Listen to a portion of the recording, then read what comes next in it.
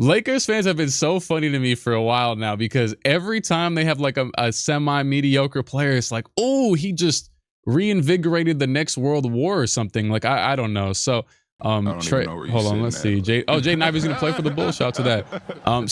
So much stuff has happened, man. So much stuff has I streamed 2 days ago. Appreciated 01 and AO Taurus. Is that just because you're a Taurus? Is that like your astrology guy? Anyways, can you imagine the spacing between Curry and Tingus Pingus? Mic is low.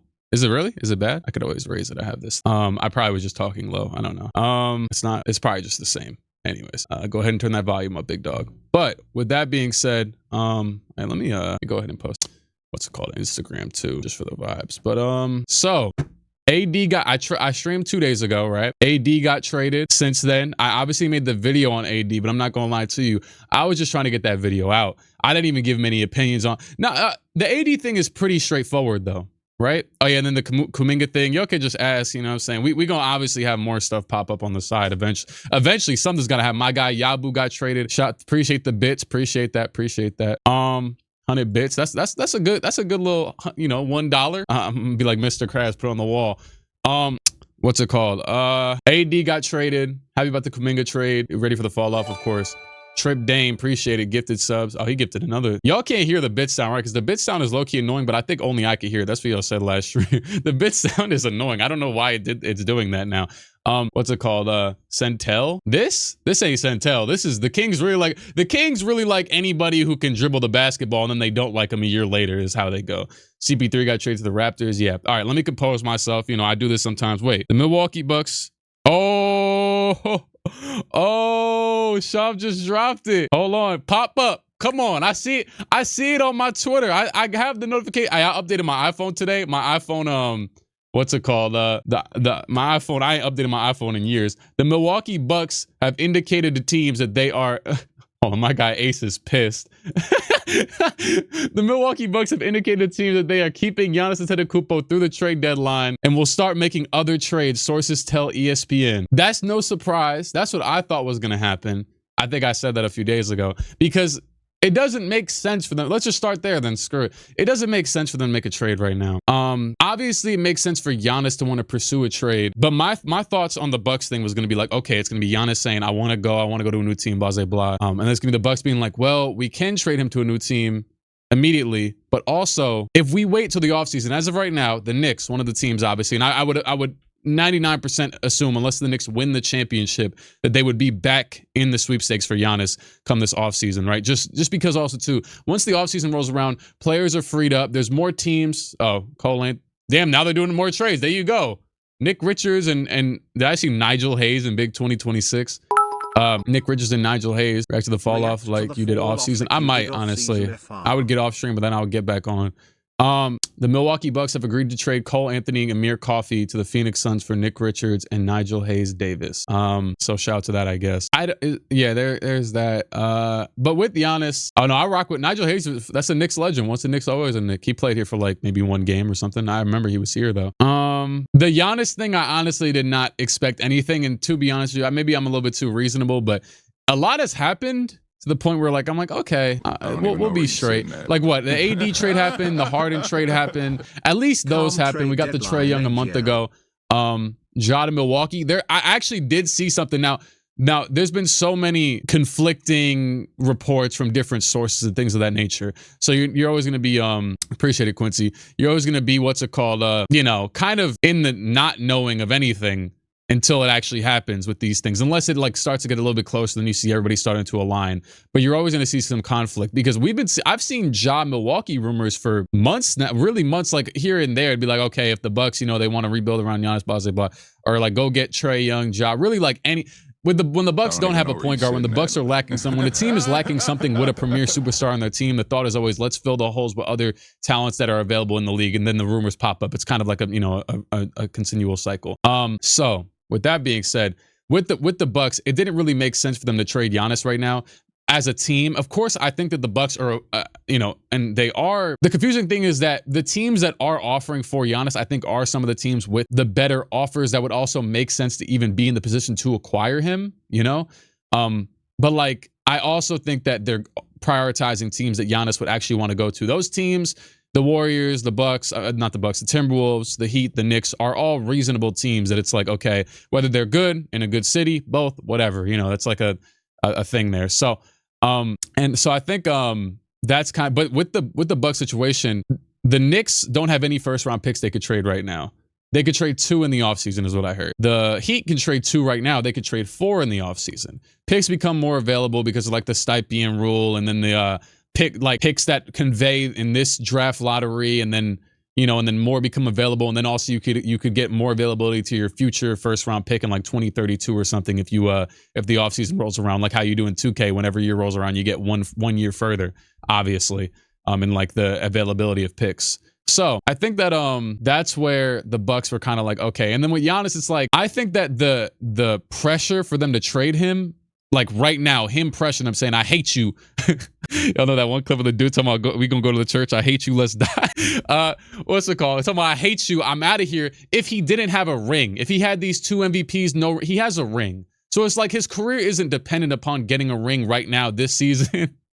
So I think that they have a little bit more leeway of like, dog, you know, chill out, whatever. Now, do these trades mean anything? Because I saw something that said that, like, Giannis, they'll probably just hold him out for the season. Is that true? You know, whatever. Does Giannis want to play? I don't know. The Suns get under the luxury tax. Shout out to this dude. I've been following this dude. I've seen him for years, back since probably before I even did YouTube. He had like 1,000 followers. Just cap space guy, which he was praising the Knicks move last night, which this is no frills attached. First of all, I don't know what the hell the Bulls are doing. We got to talk about the Bulls again. But the Bulls traded for Yabusele, and they traded Dalen Terry. Not really you think a non-factor trade in a general sense, but the Knicks got off of Yabusele's $6 million player option for next season, which is much above his, you know, pay grade right now. If he can't make the Knicks rotation where they're considerably thin at the forward spot, and he hasn't been playing good when he has got minutes. He's been lumbering. He's a big, damn near 300-pound dude at like 6'7". So I just yeah. Anyways, once again, this trade just keeps popping up over and over again. But so yeah, Yabusele, he had a good year last year. He dropped like 35 against the Nuggets once, and I watched those highlights. I'm like, ooh, I'm excited. He's gonna be off our bench, and then he's done nothing. He can't hit his shot is really slow. But at the very least, though, I don't know if he gets minutes on the. I'm assuming he gets minutes on the Bulls if they just traded for him for no reason. Like, I don't really know what they're doing. And then the Bulls went again and traded Io to the. That one wasn't terrible. They got Io to the Wolves for 4 second-round picks, and which for Kobe White they got 3, but they did get Sexton as well. But they got 4 second-round picks, and they got Rob Dillingham and Leonard Miller. I honestly think those are 2. That's honestly a fine trade to me. It just isn't when you look at the fact that they have 16 guards right now. That's not the worst trade in the world when you consider their timeline, his value. Io was never a dude I thought they were going to get like a first-round pick for, so unless it was like a mediocre. It's just, you know, teams value their first-round picks pretty highly. Maybe you'd think they get. I think that's kind of the best you have to expect for that. But the problem is that now they got 5'11" Rob Dillingham out there with Jaden Ivey, Josh Giddey, Trey Jones, Anthony Simons, Colin Sexton. So I don't know what the hell they're doing, but we'll see if they trade and I maybe missed 1 or 2. I have no clue. But we'll see if they trade. I saw one report that maybe they still want to move Simons and Sexton but then I'm just like, well, what was the point? You know what I mean? Like, I'm not saying that there was much of a point in the first place of acquire. I feel like obviously with Vooch, you got Vooch out of there. They've been needing to get just free Vooch. They obviously he's accepting these contracts, but they just keep offering him 2-year extensions and then not trading him. It'd be really funny if they just go and trade Simons. They were never serious, said one team executive who was discussing a Giannis trade with Milwaukee. Do I have this dude in this tab? I should though. He's a pretty good source. Maybe I'll. What's good? Trospec G. What's good? Or Trospec G C. Whatever. I don't know how to pronounce that. I don't even know if that. The Suns get under the luxury tax. I don't know if Cole Anthony has a role on the Suns. I think that's just a tax move because they already have Gillespie. They have Jalen Green kind of starting to ease his way back. I hate that I drafted that bastard on fantasy. He's been out twice, 3 times. He's like just keeps going back. He comes back for 1 game and then gets injured again. He did it recently. He did twice now. And he didn't miss a game for the beginning of like 4 years of his career or something. So it's like, okay, great. So yeah, do you think the Knicks try and move Clarkson before? I don't think so, solely because Clarkson started yesterday. So I don't think if they had like some move now, if that comes into it, but like, you know, so usually when teams, he started yesterday because first of all, I'm surprised Shamet didn't just start. He definitely closed the game. But I was really surprised when I looked up and Josh Hart was out. They damn, I just remember Josh Hart was out. A good win, Knicks. That was a weird game. If y'all saw that game, that was a weird game. I don't know what was happening in that game. Jokic damn near hit a game winner with 0.4 left or something. What's it called? Oh, yeah, we got to talk about the McCain thing too. Shams put a Giannis update out. I mean, it's gonna pop up. I mean, wait, I don't see anything. Okay. Anyways, actually, well, I did see something. Wait, did I not read that from 5 minutes ago? 5 minutes ago or so.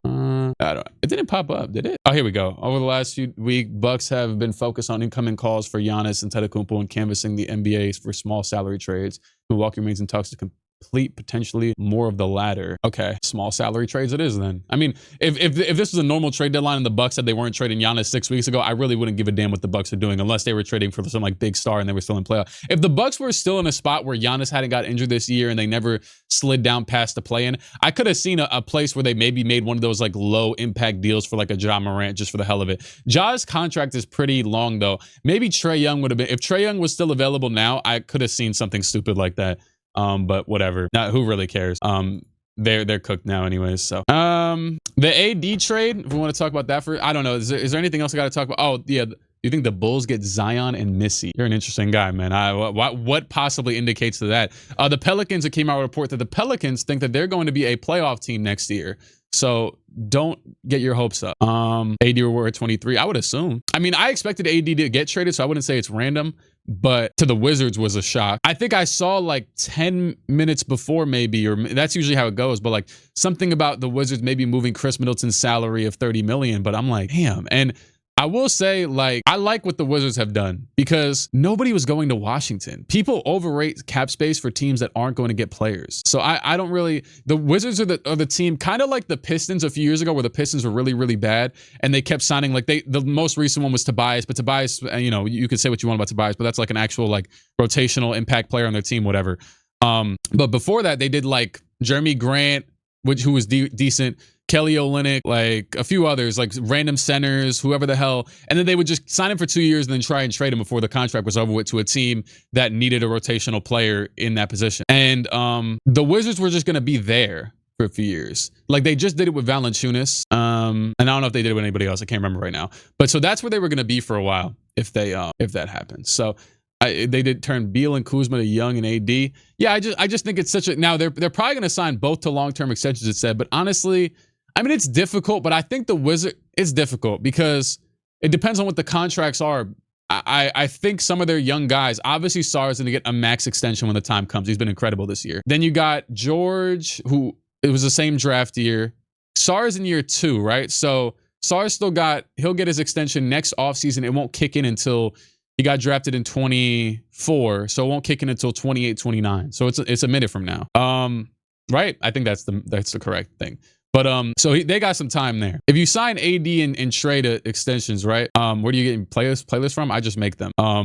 But if they sign AD and trade to extensions, you got to maybe take that into account. Maybe like non-guarantees for AD. I don't know. Maybe I don't think he would take. It's Anthony Davis. That's a top 75 NBA listed player. He might just be like, screw you, I'm leaving. I'm gonna go take the 1 year somewhere else that isn't Washington. So I think that they'll have to just give up the money. But yeah, I understand the flack for Anthony Davis, though. I understand too if like I saw like Wizards fans being like, it's exciting, but it's not exciting because we know his history. I understand. As an outsider, I get it. I think both would be exciting, but yeah, I think it's a well-timed risk because next year they could be, if AD Trey. They got Trey Johnson, who's already decent and should take another leap into his second season. We'll see, whatever, right? Even if he does, you got Keyshawn George, who's relatively proven himself at this point. You got Alex Sarr. You got Bub. I know Bub's been on and off this season. You got him. Got whoever the hell else. You got the Champagne twin. I don't know who or who not is actually staying with this team. I know they got Cam Whitmore still. He's got the deep vein thrombosis. He's out for the season. They got a few Anthony Gill still out there. I don't know. I'm forgetting a few people. So AD isn't wearing 2 bricks anymore apparently. Wait, they're twins? Are they twins? They're brothers. They look exactly the same. I don't know. No, trade him to the Rockets, please. I'm on my healthy AD top 10 player. Problem is he never held. Oh yeah, Bilal. Yeah. Appreciate it. Yeah. Bilal is one of them too. Yeah. I wonder how they'll approach. That's what I mean though. I wonder how they'll approach the situation where you're looking at in 4 to 5 years you might be paying or usually teams move on from players at that point. They have too many young players. But if these dudes are actually all solid, like Bilal isn't a max player. Keyshawn, I don't know. We got to see. I don't think he's a max player, but we'll see. He's definitely not a max player right now. I'm just saying he's had the trajectory where it's like interesting. 39-year-old AD getting paid a max. AD's 32. So if they sign him to let's say a 3-year max, kind of similar. AD could be treated similarly maybe. And to be fair, this one that I'm talking about was done when the trade was done. Remember when Jimmy Butler got traded, and the second that he got traded, they signed him to a 2-year, $60 million a year contract for 120. So he was signed for last season, like this previous season, the Heat contract ran out, and then he signed a 2-year, 120 mil. AD's contract happened, or my bad, Jimmy's contract happened the second the trade happened. So we'll see if AD's contract actually gets locked in at some point. Because as of right now, it's not. But what I was pointing at is that I could see AD getting like a big 3-year deal. And Jimmy's like 3 or 4 years older than AD. But I could see AD being treated as if he is that old because of his injuries. So if you get offered the max or whatever the hell he's eligible for, and maybe other teams, I don't know. We'll see. What was that? What was that? Chris Boucher to the Jazz? Do I give a damn? Anyway, Milwaukee's also looking to move Miles Turner. I don't know if this account is legit, but I just keep it for the entertainment. I don't give a damn about that, but yeah. And then I personally like the I think it's I said this in my video or the stream. I don't know, but I like when teams that are in that range. I just from a fan perspective, from a general fan perspective, I like when teams that are in that range of like decency, and like Wizards could have been a team that probably with their natural progression, and maybe including Trae Young, even maybe before that, could have pushed for like a play-in seed next year, kind of like how the Hornets are right now. But I like when teams take that leap to go from like, you're at that spot where you're at the play-in consistently, or maybe just out of it or whatever, and you say, screw it, we're going for it. Like how the Raptors did last year on that cheap contract for Brandon Ingram. And I think in terms of like a general sense, sure, maybe in 6 years, the Raptors never win anything. And then like, they never win. And it's like, oh, we could have tanked that year and got DeBonsta. Do they even have their pick? I don't know. The Raptors kind of traded some of those from time to time. But like, I just like it for now. Like, I think that's fun. Like Brandon Ingram's over there. They're like a top 5 team in the East. Like, that's cool. They got probably a little bit lucky because the Celtics are still good, but the Pacers flailed out because of the Halliburton thing. So they got a little bit lucky there. But hey man, yeah. And then the Harden trade happened. I probably talked about it a decent amount in the video, but it happened right after I ended the stream the last time. Lonzo to the Hornets. Did he sign anywhere? I don't think he signed anywhere, right? So yeah. Bro, I just updated my damn iPhone to, I was on iOS, God knows what, probably 2 or something. I was scared, I'm like, oh, the phone's gonna get slow and stuff, and I didn't do it. Now I'm just like readjusting and learning new controls of things, like I'm playing a new damn console. Don't know if you talked about it yet. Just got off work thoughts on the Kuminga. Yeah, I didn't talk about the Kuminga thing.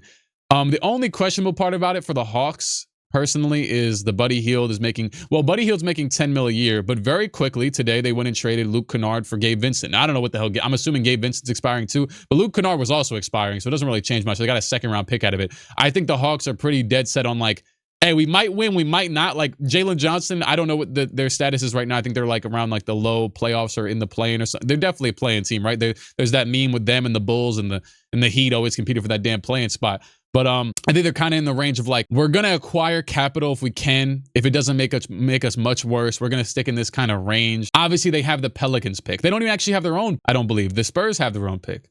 So yeah. Mike Conley, yeah, he is a free agent, and I'm gonna talk about it. Mike Conley could go anywhere. He can even go back to the Timberwolves now because he got traded twice, which is kind of insane. He could just sign back. Ant said it in his post game, which is kind of funny. But to finish on the Hawks point, personally, I've always actually liked Kuminga in like the slight amount of minutes he's gotten. I understand from a general point of view. I don't know if the dude was like a tyrant or like, complaining behind scenes. I'm going to assume he wasn't. He just didn't give me that vibe, but he might have though. I mean, maybe also too, you never know with agents. Like for example, Porzingis is a pretty cool dude, not to mention him, which is ironic because he was in this trade. Porzingis was a pretty cool dude when he was on the Knicks, but he got like led astray by his 2 brothers who were his agents and was told, oh yeah, let's request out of here and screw the Knicks. And then he did, and he talked about it openly on a podcast with JJ Redick before JJ became the Lakers coach a few years ago. I was watching that. Sometimes you see stuff on like podcasts and things like that don't even get made to shorts, don't get made to clips, whatever. I think I might have posted that on my Knicks page back then when I saw that. I just thought it was interesting. But where it's like you find out some stuff. Like I was just watching the Vince Carter and Tracy McGrady. They started one. It was something real interesting about. Oh yeah, it was about T-Mac and Vince were talking about how they hated each other for like 2 years. I'm like, really? And then Dennis Rodman pulled T-Mac over in the club and said, T-Mac, you gotta dead all that. I'm like, what the hell? I'm like, what kind of story is this? Well, anyways, I think he had never told that story before. But what's it called? It's on shout out to Jeff Teague. But anyways, to the Porzingis Kuminga thing, I've always liked Kuminga. I feel like he's truly a generational athlete.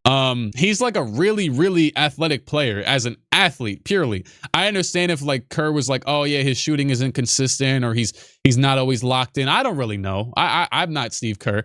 But I do find it exciting to see him on that team. With just on a team where he could play, really. And on the Hawks, I feel like with their direction currently, he should have a pretty decent role, right? So yeah, I mean, screw it, why not? I don't know. To see him and Jalen Johnson out there dunking the ball. You know, it's funny, they kind of got a little bit of a this is disgusting. This is a nasty. Hold on, let me actually just. I got 2K16 up. Let me just. They kind of got this vibe right here. They got a Giannis and Jabari Parker vibe. two athletic forwards. Come on, man. No, my bad. Maybe my brain is polluted. My bad. Giannis ain't signing no extension. He wants out. Duh. What the hell? What do I look like? Or maybe someone else said that. I don't know. Dominique Wilkins, but if he sucked at everything. You really hate Kuminga that bad? I mean, we'll see. My thing is, he hasn't had enough of an he has produced good numbers in his slight opportunities. And then in terms of, and that's just numbers, of course. Numbers don't always tell the whole story. RJ Barrett might get traded for a bag of chips right now because I know from watching RJ Barrett that his game is pretty disgusting. But I'm sorry to hate. But, you know, I mean, I'm just being honest. I saw some abhorrent. I can't even say what I saw on the Twitter feed last night about RJ Barrett. But anyways, it was that bad.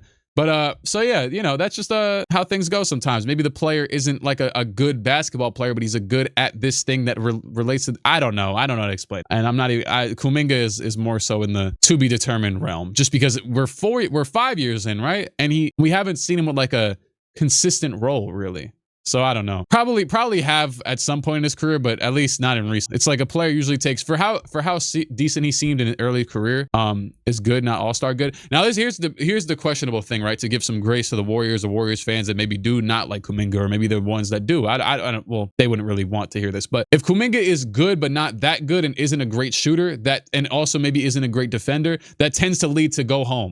That's just how the NBA tends to go these days. If you're a player that is a wing, 6'6" or whatever the hell he is, you could be athletic as you want, but if you aren't hitting the shots consistently and you're not a main ball handler and whatever, and you're not a great defender, you know, I don't know what his potential is because whatever. Yeah. And then for the Porzingis thing, I really don't know, honestly. Obviously the Warriors, for one, they get off of Buddy Hield was making $10 million a year for like the next 3 years. And obviously the Warriors pay a lot of people a lot of money. So they got off of that contract for Porzingis, who's expiring. Obviously, Kuminga was expiring too. I believe he had a team option for next season, right? So, and then if Porzingis does play, I mean, that's kind of interesting. I'm not mad at that. If Porzingis actually could stay on the court, but you know, he's got a bad card, a bad hand the past few years. So, I'm not sure if if we had a physical 4 to 5 to go next to him. Don't y'all have like the most physical 4 to 5 ever? Am I tripping? Or like, do they not still have Draymond Green? Like, I don't, don't have like a dude that's like, I don't understand. What do you mean by physical? I think physical would be the wrong word there. I don't know. Maybe there's a different word. Draymond pisses me off. That doesn't mean he's not physical. Anyways. Porzingis and Horford as your center rotation is weak. I know damn, I didn't even realize that until now. I didn't even realize that until now. I don't know if Draymond pisses him off. Are you a Warriors fan or is Draymond? I don't. Anyways, what else has happened? So yeah, the Bulls. Hold on, let me just before I get on the Bulls. I didn't like really. If anything, I like the IO trade more than the other trades. I'm okay with the IO trade, but because the IO trade is like, okay, you got a young asset, you got a bunch of second round picks, you can't really ask for much better. He's not like some premier talent. He's a good player, but it's not, you know, it's not like some dude that I really expected based upon the amount of talent in the league was gonna, you know, bring back a first round pick or something. Oh, and I haven't talked about the McCain thing either. The McCain thing was very interesting. Yeah, the Bulls didn't get a first round pick back for any of their recent trades. DeRozan, well, DeRozan was a free agent, right? So DeRozan, Levine, Vooch, Alex Caruso obviously got them Josh Giddey, but you know there was talks at the time he didn't get him a first round pick. Better off to, you know, Giddey has turned out pretty well. So Io should have got a first. He has been great. I don't think it depends. I disagree. He's a more middle tier valued player in the league who's on an expiring contract. Yes or no? Actually, no.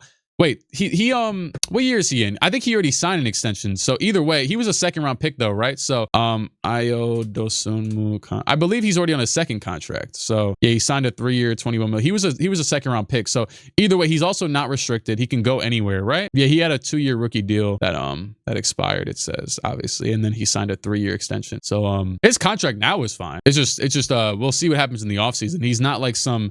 If you're a team and go trade for him, it's not like a dude that you know you're going to commit your life to past this season. So it's even 4 second round picks is a good return, honestly. I'm just being honest. If the Bulls manage their other trades a little bit better, it wouldn't feel that bad. I personally would say. It also depends on what those picks are, but they're probably distant in the future anyways. So like if that pick is a this year Thunder second round pick, that's kind of net. What's your thoughts on my clips with Garland? Yeah, hold on. Let me just do this real quick. I like that trade. I'll say as of today for both sides, the Clippers. Oh, he's here, Jose. Oh snap. Hold on. 3-team trade complete. Yabusele, salute. My guy. You know what? Okay, I'll talk about, because this has been a rumor for a minute, the Jose Alvarado thing, right? Let me finish what I was doing real quick. Hold on. Jose, my guy. No, forget that. Let's just stay in the moment. Jose Alvarado. You know what? I'll be honest with you. I've talked about this a lot with friends in the past few days. I don't know. We got to see what they traded back out. I don't know if it will really be anything. They might have just traded a haul of second-round picks to the Pelicans and added that to the 3-team deal with Yabu and Dalen Terry. Dalen Terry might be a Pelican, right? That might just be it. No, it's definitely not Shamet. I can tell you that, right? Boy, Shamet is untouchable. Shamet is we gotta bring back literacy, okay? Shamet just dropped like 16 points and he's on a minimum contract. They traded Miles. Okay, sure. Jose Alvarado, I don't believe he's that highly he's on an expiring. I believe it's just gonna be an addition to the Yabu thing. It might be like, the most I would expect is Tyler Kolek, our white boy delegation of the year for our team. I don't think it would be anything else. I don't really know why. Well, he's on a 1 year. I think he has a player option this offseason. Alvarado, you know, he from New York, so we'll but yeah, I'm just interested to see what his role on this team will be. So yeah. Hold on, let me put this up real quick. No way Kolek has less market value than Shamet. Shamet is on, yeah, see right here. Come on, man. Come on.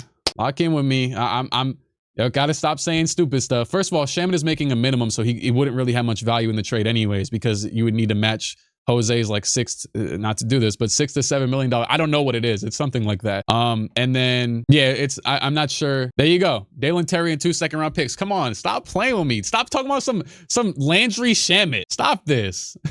Dalen, I'll take it. That's easy money. That's good money right there. 2 second-round picks. Thank you, New Orleans, for the donations. Come on, man. Donations. That's easy though. It's not gonna be anything. Come on, let's not be. Yo, we'll learn one day. RJ Barrett, fake injury is here. Bro's getting packed up for Sabonis. Yeah, so that's good. I like that a lot. Let me go ahead and this real quick. How y'all feel about that, man? Now, me personally, I gotta see what his role is. Okay, let me lock in. The one thing that I have discussed, because I'm Mr. I really rock with my Knicks. So the one thing that I have commonly seen is the Knicks need more point of attack defense. They have Miles McBride. He's currently injured. There's been inklings that his injury might be a little bit worse, but he's either way. It's like an ankle injury. He might have like or something like that. I don't even know what the hell it is, honestly. I forgot. But it's something like maybe he'll be out for like 2 more weeks, 3 weeks, whatever. Either way, they could use more defenders. The Knicks, despite their really, really good crop of defenders, like OG, Mitchell Robinson, Deuce McBride, Mikal Bridges, like all these dudes that can be very good at defense are usually not a good defensive team. So to get more defensive talent for basically nothing is good. That's good. I mean, that's just a good move. He expires this offseason, but he does have a player option. So you kind of reverse what you went through with Yabusele. But Yabusele was like a 0 value dude. At least I would assume, what's his name? Alvarado in like the offseason, if the Knicks had to move him for salary space, like I would assume he's not like you could get rid of him. You know what I mean? Like, so they just traded 2 second-round picks for him. So it's not like they traded him to get rid of him. So yeah, Yabusele hate is crazy. I actually put up, you can go look at my Knicks Clique story. I put it up today. I said, Yabusele is a cool dude. I just wish he played better. Sadly, he was like really, really, really bad this season. Like he was like abhorrent. So shout out to the 444. Hold on. Shout out to the 444. You know me, man. I would shout out Jay-Z right now, but it's probably not a good time. Anyways, my bad. So yeah, that's cool though. I like that. I thought it was actually gonna take more seconds, honestly. Would you rather start current Yabusele or cash considerations? All right, let's chill on my guy though. I still rock with him, but let me go look at his numbers real quick. Hold on. Pull up one of these tabs over here. Ayodosumu stats. Giannis Yabusele. If he declines, the Knicks re-sign him with his full bird rights. Yabusele this season is averaging 3 points on 39% from the field. Oh, let me just pull it up for you. Why not? That's good. Yeah, Alvarado, that's a good dude right there, man. Take this off real quick. This is what Giannis Yabusele is averaging this season. Let me this works. Whatever. He is averaging wrong. Nope, just messed it up again. I can't do computers anymore. I'm washed. This is what Yabusele's at. Oh, I'm not even there.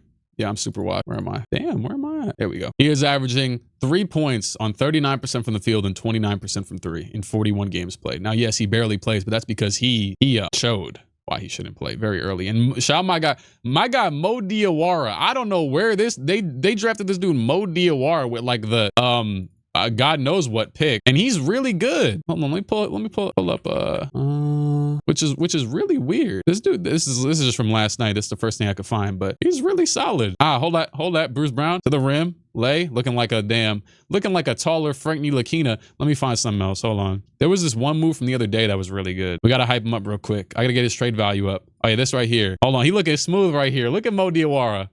Cross. Hello. See ya, Alex R. Layup. Boy, I love when someone makes a move that's slightly reminiscent of anybody, because I went on Knicks Twitter and I seen them talking about he's Kevin Durant after that. I'm like, okay, let's relax. He's got Pascal vibes, though. I don't even know where he's sitting at. The Giannis thing got reported again. He cooked the Lakers. What was that? He cooked the Lakers. He did? I think Low-key, the Knicks have a good influx of role players that I kind of forget. I know Shamet was cooking the Lakers, though. Oh, my goodness. Shamet was front. Yeah, to anybody that was thinking about Shamet or Deuce is going to be if Deuce ever gets traded, it'll be in a Giannis pack. He's not getting traded just for no reason. Now, he might actually, I take that back. His little body contract expires. I think actually that is part of something I've thrown out there to friends when I've talked about the Knicks stuff is part of the Alvarado appeal is that Deuce is going to probably command a decent amount of bread on his next contract.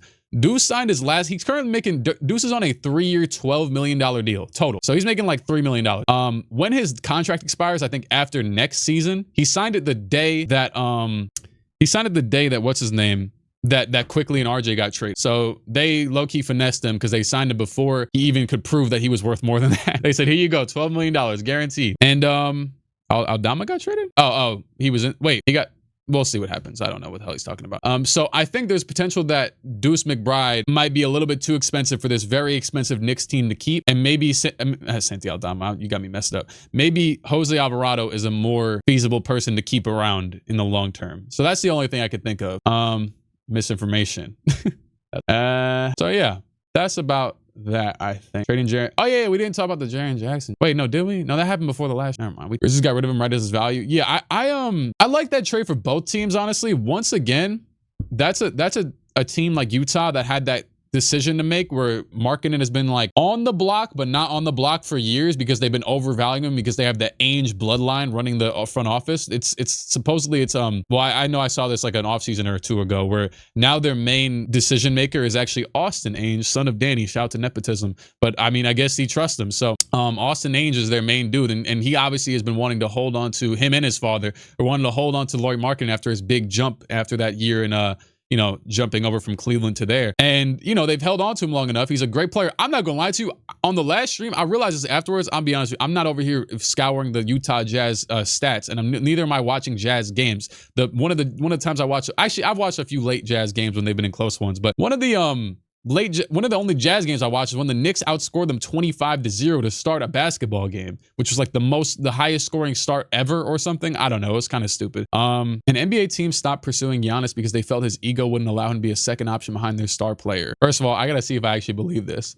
Let me see this account real quick. Okay. First of all, this NBA Central account is nasty because this tweet, look at this tweet. This NBA Central account is so nasty. Now, I'm not saying this dude is obviously a legit reporter, but it had 1 like. It has 2 likes now. That's how, when these accounts be seeing something from anybody reputable, it's like, bro, this could be something. They say, come on, post it. But hey man, maybe he's onto something. I don't know.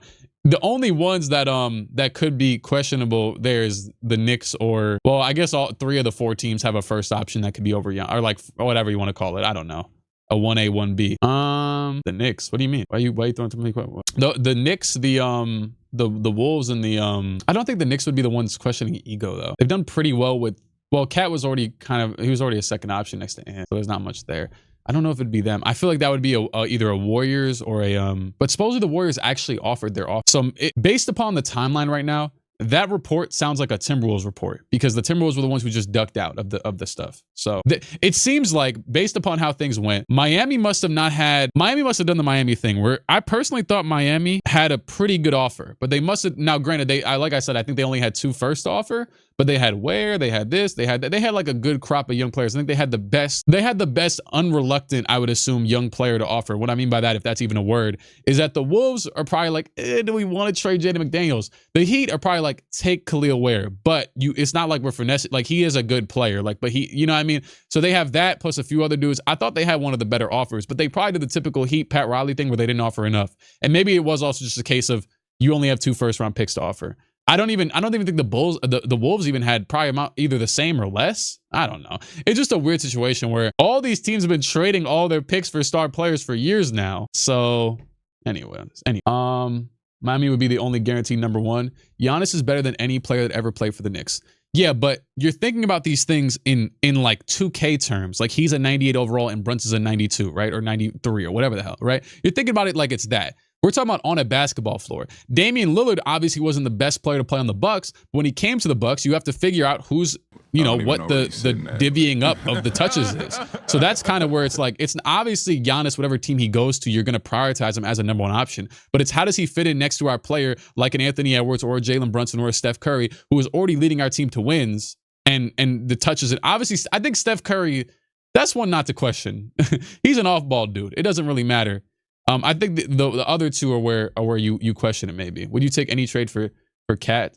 Jalen Brunson has stepped to the side. To be honest with you, I think that was a Wolves thing because Brunson has already been doing a lot of off-ball stuff this season. I think he still has like the highest on-ball stuff, but that's because they legitimately need him to. But he's been doing a lot more off-ball work this season. The team is a lot more like free-flowing. The offense has been a lot more free-flowing most of the time. It's the defense that struggled. So I think it would be the Wolves because Ant is the guy where Brunson, at the very least, we know what he is. He's 29 years old and took his leap, but like he's gotten as good as he can be.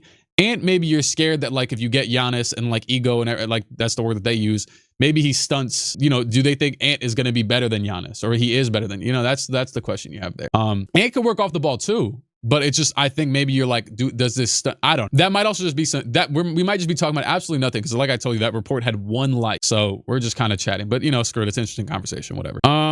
So yeah, I almost forgot the Knicks traded for Alvarado already. But yeah, like I said, that's really all it is for Alvarado for me. He's a good point of attack defender. Yes, he could shoot. Another short guard, but he's definitely the best defender aside from him or Deuce McBride of like the short guards. Cause Mikal Bridges in like big impact minutes isn't chasing a lot of these small guards, and then OG is better used on big wings, but he can guard the more stocky, like yesterday. Who are they playing? He was guarding Jamal Murray, like, you know what I mean? Like that type of thing. So do you think Cam Thomas gets moved?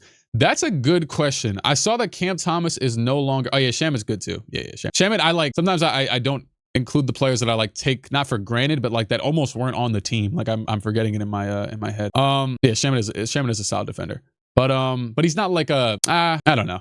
Hustle goes a long way. But who would have thought Jose would have outlasted D'Lo in the league after that clip a few years ago? He was much younger, at least. I mean, he's probably like what, 3 or 4 years younger? Because Jose is like 27 already. He was like an older dude out of the league. Who would even be a good team for Cam Thomas? Maybe the Warriors. I think the Warriors is possibly the worst team possible for Cam Thomas, because he would just get the same Kuminga treatment. That is possibly the worst possible. I think that, yes, in terms of like, oh, they like shooters, that works. But I think that's probably the worst team for Cam Thomas. In thoughts of like, if I'm building one of these rosters, if I'm building the 2K roster, yeah, sure, maybe can't, and throw him off the bench, that type of thing. But I think for how Steve Kerr operates and how one night Cam Thomas might get 18 minutes and the next night he gets 2, that would mess up. Cam Thomas is also a dude where I saw rumors that he could go to Milwaukee, and I think that'd be cool. I don't know what really purpose it serves, but I just think like, screw it, whatever. I don't know. If he's going to go somewhere, go somewhere where, I don't know. It's tough to say. Does he have a no trade clause because he's assigned the qualifying? He might. I think maybe he just want to get maybe though, when you have a no trade clause with Brooklyn, you might as well say, here you go, take it back. because I'm trying to go anywhere else. So yeah. Cam Thomas is going to Maccabi Tel Aviv. You heard it from here. I think that's the Israel team that they were saying Yabu was gonna go. Oh, sorry, I don't have the what's it called? The tweet deck. Yeah, I'm not sure where Cam Thomas could go. Where y'all think Cam Thomas could go? You think Kawhi could get traded now? Or okay. Thank you. Perfect segue as I was like kind of chilling for. Okay, we haven't really talked about McCain's trade. My best friend, he might even be in here. My guy John. He is a Sixers fan right now. Funny story. He actually told me he wants him to trade for this dude again because he's a crackhead. He's told me over the years that he's wanted him to trade for Westbrook when he was super washed already, post Rockets, post maybe even Lakers. He's told me he's wanted the Sixers to trade for everybody. How he became a Sixers fan, we were at basketball camp back in like 2015, and he comes over to me with one of these deep fried Sixers edits of Kyrie Irving in a Sixers jersey. He's talking about, I don't know. The Sixers get Kyrie Irving. He's like, they're trash right now. He's like, I'm going to be a Sixers fan because they're trash. You can't say I bandwagon. And then he did it. So anyways, he's been sick. I haven't seen him text me. He has texted me at least 60 things pissed that the Sixers traded Jared McCain, which is so funny. He's like, my bad, bro. I'm blowing up your phone right now. I'm like, this is the funniest thing ever. I'm like, keep doing it. Yo. Okay, so for one, I feel really bad that happened for just the Sixers felt like a good destination for him. I feel like reasonably he would have more opportunity than he would have to the Thunder. Obviously, I don't really like it in general. I like it because it's like, okay, McCain does have he fits in the Thunder, you know, they're gonna make TikTok dances, whatever. But like McCain looked like he had more potential than okay, I will say though, they have Kaysen. Kaysen's real good. Is there a world they have Kaysen, they have Lou? I've seen people being out on Lou Dort from time to time this season, right? I'm not just from like him being dirty, but like him, you know, sometimes not being as consistent. You know, the Thunder criticism doesn't get more so when the Thunder lose. It's like, yes, the Thunder lost, woo, like miracle. Not okay, this is why they lost. I don't really see that personally as a non-Thunder fan. But I have heard some Lou Dort stuff of people being like, get him out of here, whatever. McCain, is there a chance they see him as like, well, for one, okay, this is not now from the Thunder, from Sam Presti perspective, this is full. Like you get a dude that damn near was battling rookie of the year. Not only that, but it's not like he's, I don't know why he's just on my mind because but Dalen Terry or like, you know, like it's not, who else got traded? Io is past his rookie contract. Whoever, when guys are on like the third or fourth year of their rookie contract, it's like, we're gonna have to pay them soon. Extension eligible this offseason, blase blah, right? But McCain's on year 2. So you have him now. It's like you drafted a rookie. You know, he's just a year in. It's okay. You'll live. And now you have him, and it's a dude that's proven himself. Maybe he's, you know, a good enough guy where he's going to take that limited role. I mean, he was getting no role on Philly. So anyways, take back minimum salary contracts for draft. What? Let's finish the McCain thing. Good pickup. Thunder, shooting guard. He could, where I was going is he could potentially start on the Thunder one of these years. You know, that's not really that far-fetched maybe. I know, yeah, he could. That wouldn't be a bad piece for that team. But then for the Sixers, I don't know. That's just a weird scenario, man. I think they're trying to free up space to sign Quentin Grimes back. I liked what they had going, man. What they had was special, but I appreciate it though, because you know we division rival. Anyways, the Bucks sources say I had to read this like 6 times because I don't know what I'm reading. The Bucks called some teams this morning, sharing their willingness to take back minimum salary contracts for draft assets, while Milwaukee is definitely still looking to buy. On the other hand, and add a piece next to Giannis. What? Ja for Kuz. He's got it. Honestly, he might have it. Ja for Kuz. Ja. Now, okay. What does a piece next to Giannis mean? Does that mean Ja Morant? Does that mean? I think I might be right with what I just said. I did see it. It's not like I came out of this from my imagination. Cam Thomas of the Bucks, man. Pull it, run it up. Cam Thomas of the Bucks, run it up. I don't know what really. It's not like he costs anything. He's like on like a minimum because he accepted qualifying. Run it up. I don't know. Bobby for Ja. Like they do have those. But the part that really like baffles me, even with that, is you want to trade draft capital for minimum salary. Like what they're probably doing is like saying, let's go trade for the Landry Shamits of the world. But like, are you trying to win? Like, what are you doing? Where are the Bucks at? Hold on. Take this off. Take off the tweet deck. I got to go look at the NBA standings. The Bucks are, pull up the screen. The Bucks are 12. Giannis is out for like 4 weeks. They're 2 games back of the 11th seed, which is the Hornets, who are 8-2 in their last 10, who don't look like they're going to slow down. I mean, they're at the very least, they're going to push for this play-in spot, I would assume, you know, health considering. What does that even do?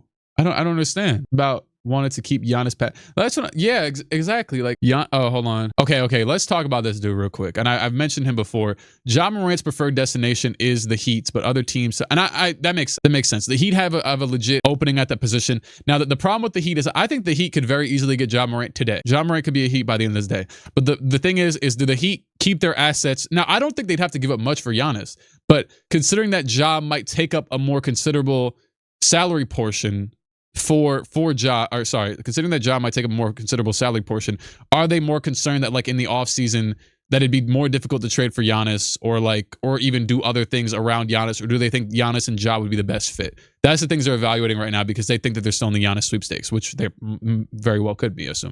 So I think that Heat are probably gonna give up more for Ja. Why? I don't think Ja Morant will go for a round or less than Trae Young, but I'm not sure if the Grizzlies accept less because Ja is at the very least Trae Young was on a 1 year. Now you could view Ja Morant's contract. What am I looking at? What is that? Dog, it's they got drafted in 08. It's been 2 decades.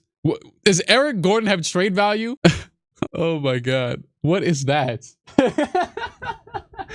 What is that? I'm sorry. I'm gonna send that to my friend, the Sixers. Hold on. Let me go send. Where John at? Oh, he might be at work. Oh my goodness. He gonna respond back to that and say Eric Gordon for Kawhi. That's what he's going, because he was telling me all yesterday, we about to get Kawhi, we about to get Kyrie. That's what we about to trade Paul George for Kawhi or I don't even know what the hell he was saying, dog. They ain't getting no damn Kawhi. I wouldn't be surprised if Kawhi actually got traded though. I would not. Today, I would not be surprised if Kawhi got traded. He's having his best run of his career. If they got a good deal for him and they just went young, there's been like no rumors for it, but there wasn't really much for Harden either though. So I wouldn't be surprised. Maybe they're a more tight-knit team. Maybe things don't get out over there because Deuce, what? No. Oh, let me just pull up my computer so y'all can see too. No, don't tell me that. Don't tell me that. James Edwards. Oh, damn, it popped up first one. Oh, Deuce McBride will undergo surgery Friday on a core muscle injury, more commonly referred to as a sports hernia. Could be sidelined until playoffs. Jose Alvarado, I just found your role, baby. I just found your. Hey, Jose Alvarado, guess what? I just found your role. Deuce, man. Next season, I'm sorry. I see it. I know this game, dog. We traded quickly. We traded RJ. It's over with, man. I love you, Deuce, man. He shoots like 50% from 3. It's over with. He gonna come back though. Knicks signed Lonzo. I am good. Lonzo Ball. I saw this tweet. There is 450 active players in the NBA at any time because that's all that's allowed. Lonzo Ball is the 460th best shooter. He's worse than the guys that have signed 10 days. He's the worst shooter in the NBA or not NBA. So, you know, he's good. His like personnel, his archetype is good, but you can't be shooting 460th best in the NBA and care for me. He's gonna go to the Hornets and he's gonna pass the ball to his brother during the shoot around. Let me man, that sucks. Oh my God, I hate this new update. I keep clicking the wrong. All right, so whatever iOS it was 2 updates ago, that's what I was on, and I just updated today this morning because I updated my Instagram. Right when I was trying to do Instagram DMs, they were sending all wrong because it's trying to do like this new liquid glass and smooth and sleek, and it's not sending the messages right. And I'm looking at like I feel like I'm on like a damn pager, even though that doesn't make sense. I feel like I'm on AOL or something, whatever those old 90s babies would do, right? I've heard it before in songs and stuff. Thankfully I wasn't old enough to use AOL. I did use Club Penguin though. That's probably not congruent. That doesn't make sense, that comparison I just made. Anyways, yeah, I hate this damn update. It's pissing me off. Anyway, Pop Tropica, just so I know we're here for someone old if they have a email like with, what was it? There's some like old emails, like some like old at da-da-da-da-da. There's some really old. AOL is definitely one of them though. I probably took your lunch money on Club Penguin once upon a time. All right, Hotmail. Ooh. Hey, my Twitter daddy and grandma definitely had a Hotmail. Oh my God, I forgot about Hotmail. Shout out to that, man. Does that exist anymore? You got a Hotmail, they send in the email right back to you. There's no way that still exists. That's like, oh my goodness. Please get Eric Gordon out of there. Please let Eric Gordon retire. Webkins, I had all the Webkins. My mom is good at like keeping stuff. I probably still have all the Webkins. I probably do. But y'all know about Wizard One. You know what I liked? I liked Toontown. My cousin put me on Toontown. My post on the screen. This you? Got you on the, hey, you follow me, okay. Damn, you got 42K followers. French kid Trey. Okay. Let's see. Well, you guys don't know about ball. What? I don't know what that is. I used to rock with the old. You remember when I used to try and download old iOS games, but they always had a light version and you can get it for free, but then something would always be wrong with it. I think they used to have Minecraft Lite. They definitely don't anymore. They definitely said, screw you, give you our money. They used to have Minecraft Lite on the iOS, but you couldn't save the worlds probably, if I had to guess. Like you making a damn, yeah. Remember that top ball coverage IG page? Yeah. Is that you? Because that was my guy. I remember him. I damn near, there's like this big, right before YouTube popped, I damn near joined on like a contract to run. There's a page called, it was either top ball coverage or it was one other one. Not his page, but he was running, I think it was Sideline Sources. I damn near started co-running that account back in like 2019 or 20. They was offering some bread to do it. And then, Hoops Slayer, I got the page. Oh, damn. That's probably why you there. Oh, that makes sense. That rec footage. Wait, why'd you spell rec like that? Does he mean rec center? Why did he just spell it like a car wreck? Anyway, what's a sad song? I'll just put The Solid List by Earl Sweat. I gotta put a song over this Instagram post. This song is too sad for Instagram post. It's so stupid. Got me. I haven't played. I'm off the rec stuff. What's your favorite system of all time? That's a good question, boy. If you got any NBA questions, you could let them be known. But what's it called for that? I think I would have to realistically say PS4. I would have to say PS4 just off the, you turn off people's retweets on this. You know what? Let me hate 360. Okay. So I didn't have a 360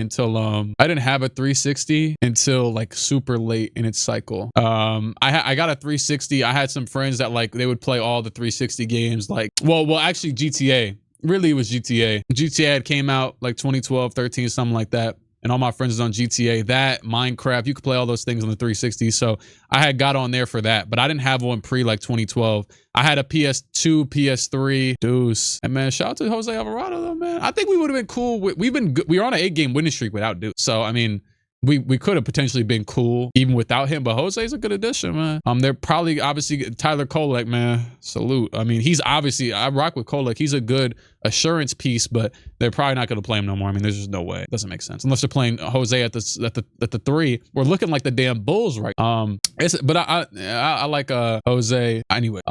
This is what's it called? I like Jose. What's it called for the value they got him for? And this is washed. Let me see. Anything interesting? Forget that second apron. One thing with the Knicks is they have to re-sign Mitchell Robinson. Team explored the idea of. Oh, hold on. Wait. You saw me making that damn report and he went and tweeted it. That's funny. It's the same dude that was just in the chat and I was making fun of the report a second ago. It's real. It's real. Yo, Clique, do you know anything about soccer and will you be watching the World Cup? Whenever someone says World Cup, I just think of that damn Speed song. No, I don't give a damn about soccer. I did just make my player on. Hold on, let me see. I think I got a goal on Pro Clubs the other day. I don't really play it much, but I only played like for an hour. Let me see. Did I not save it? No, I did. Hold on. Let me find it. Where's my goal at? No, that's not me. I was playing a meme. Hold on, is this me? No, it's not me. I don't even got it up, but let's see. Oh, here we go. Yeah. Yeah. I'm like a 65 overall probably. I don't know what overall. Anyway, who is winning it though? Yeah, I just got this game because the friends are on and they're like, just get it, whatever. I don't know. Well, guys, officially 2 hours until the deadline. Just under. And this screen bright as hell, making me look stupid. Who should have won the MVP in 2008, Kobe or KG? What an interesting question for I don't know. I mean, I didn't even know. I've never even heard anybody propose KG for that MVP. Was 08 not somebody else than either of those two? Or was Kobe 09? Wasn't 08 Bron? I could be wrong. No, 05 and 04 or 06, something like that was Nash. Nash was 2 of years between that span. How many MVPs do you think? I don't know. I got the Seahawks win the Super Bowl just because whatever. No, Kobe did win 08. Oh, okay. Yeah, I never heard KG for 08, but I guess sure. KG won in 04. The MVPs when 2000 was Shaq, 01 was Duncan, 02 was Duncan, I think. No, 01 is Iverson, 02 was Duncan, 03 was Duncan, 04 was Garnett, 05 was Nash, 06 was Nash, 07 was Dirk, 08 was, I guess he says Kobe, then 09 must have been Bron, 10 was also Bron. I'm just guessing. But the Bron one's kind of confused me. Then 11 was Rose, 12 was Bron, 13 was Bron, and then 14 was KD, 15 was Curry, 16 was Curry, 17 was Westbrook, 18 was Harden, 19 was Giannis, 20 was also Giannis, then it went Jokic like twice, and then Embiid, and then Shea, right? Or no, Jokic got 3 now, so I don't know, it's somewhere in there. Something like that. How far back can you go? I don't think I got the 90s. I know Malone won one in the 90s. Malone won in like 96. It was the year that Jordan beat him. I'm pretty sure he won. One of the years. I think they played twice, right? Anyways, the year Jordan beat him, that he won. David Robinson won 1. Mike won like 4. I know Mike has like 5 total. Did he win 2 in the 80s and 3 in the 90s, I would guess? Barkley won in 93 because that was the year he went to the finals with the Suns. And then past that, I mean, Shaq won in 2000. So Hakeem, I think Hakeem won just 1 or 2. I think Hakeem won just 1 in the year that he won MVP, DPOY, and Finals MVP. Oh wait, was yeah. I saw someone talking about CP3 should have won the 08 MVP recently. So I thought I haven't heard the KG one. I thought 12 was Durant. No, he wasn't MVP that year. That was just Bron. KD was MVP in 2014 because KD was on the 2K15 cover, which came out in 2014. He was the MVP that year. And KG had a case because he had a 60+ win team and he was holding it down for the season. Yeah, it doesn't sound crazy because he also talking about something went wrong. Do not fret. It's not your fault. At the bottom of my screen. I'm gonna just refresh this real quick. But KG, yeah, that is the year they won the championship. He didn't win. My tweet deck is not okay. There it goes. It's back. Yeah, I said D-Rob and Barkley. I don't know if I missed anyone. I said Malone, D-Rob, Barkley, Jordan. Who else won in that? Wait, I said I can't remember. Unless that's it. Big play. Definitely wasn't John Stockton. I don't. Shaq and Kobe should have both had Nash. I disagree. I don't think Shaq should have had either of them, but also Kobe's record was really low. I don't hate the no, Magic did not. I don't think Magic got one. Magic might have got one in the beginning of the 90s, but he couldn't have for the other 9 years, and we know why. I would say Kobe, if we could talk about if we want to talk about this, screw it, why not? We're just having fun. But the so Nash MVPs. He won 05 and 06. NBA standings 2004-05, right? That's the right year. So in 04-05, the Lakers were seed 11. Now, I don't know what Kobe averaged this year, but you can't really justify an 11 seed winning. That's not possible. The next year, 05-06, and I like using this screen just because it's kind of annoying. They were the 7th seed. Now, I will say, too, you could also argue, like, I don't know if the Spurs had any obvious MVP candidates or if Duncan was more, like, vibing out around this time, but the Spurs were another 10 games better than the Suns, so you can even argue that. And the Lakers were only 9 games off. But once again, 7th seed, the concept of a team or a player winning an MVP past like seed 4 or 3 was pretty alien until Russell Westbrook, which is why at the time I was very against the Russell Westbrook MVP. I still think James Harden. Also, by the way, look at how disgusting that is. The Nuggets 44 wins, 3rd seed. Mavericks 60 wins, 4th seed. These damn divisions were nasty, boy. Nasty. That is nasty. The East one isn't as bad. It's basically just normal. But appreciate it, Austin. Shout out to anybody else subscribed to. It's VKey K999. It might have been during like Alvarado trade or something. Does that make Westbrook's MVP more incredible? No, actually, I disagree. I actually think Harden should have won it still. I think that people overrated the fact that Westbrook had like 2 more rebounds and averaged triple-double. When Harden got like nearly just as close as it was also averaging triple-double, and he won like 10 more games. And then he also went on and beat Westbrook in the playoffs like 2 seconds later.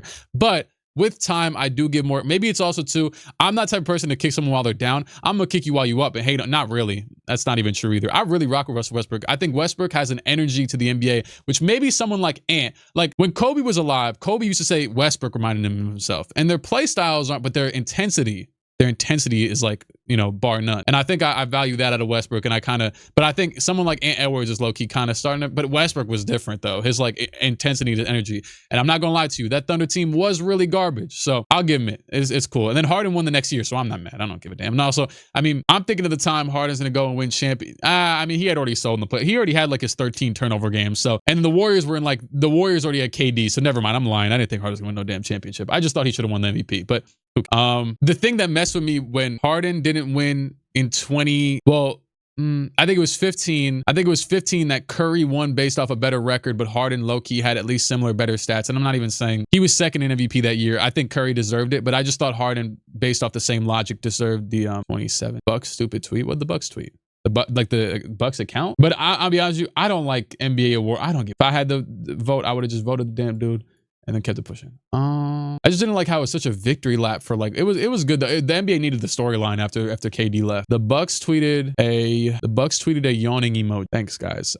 What does that have to do? Giannis or Harden? Like 2018, right? I see, that's the thing. By that point, I didn't care. I'm like, screw it, give it to Harden. or 2019, maybe, you mean? I don't. Oh, because Harden had that crazy year. Harden had that year where he was dropping like 50-point games. like every 3 minutes, and he didn't win it. So I don't know. Who cares? 2019 was the weakest. Deontay or Denny for MIP? Denny's probably got it based off of team success and the All-Star appearance, I would assume. He's averaging 40. Curry ain't have no top 75 player on his team in 2015. Same with 2022. Clay should have damn near made the top 75. I thought he was going. Also, Kyrie should have made the top 75. The craziest thing about the top 75 is they admitted that the players, and I think this is just lack of care and wanting to be like politically correct to an extent, maybe, or like respecting the elders. I don't know, because they said that the players did not need to vote, or whoever it was that voted didn't need to vote for the guys who made it already. Those 50 players that were on the list, like all the old dudes from the 70s and 60s, like some of them did not need to make it. And they made it again just because everyone filled out their ballots and just copied the other one and then added on players. They did not need to make that. Like, I understand, like, but then again, though, you have to be, if you go ask NBA players for the most part, like there's certain people like KD or like, I don't know, I'm drawing a blank right now, that are very well versed on like 50s and 60s, 70s, and even 80s isn't always guaranteed like stars of the league for these older players, or sorry, for the NBA players of now and voters and things of that nature. Because I think players were part of the vote, I'm pretty sure, or at least like legend. It was some sort of ballot, right?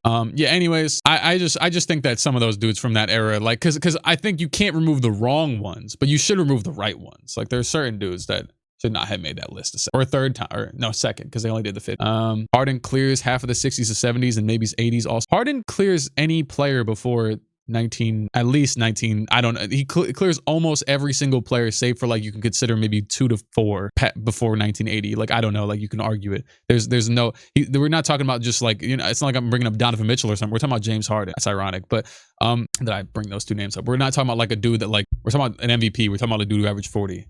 Like, you know what I mean? Like that's in the modern era. Like I think the old players would have to admit that themselves. What am I going to take Bob Cousy over James Harden? And James Harden made the top 75, so it's not really a debate here. If KD didn't have the Warriors rings, I would put Harden over him. I can understand that. I can understand that. Yeah. I don't want to do this right now.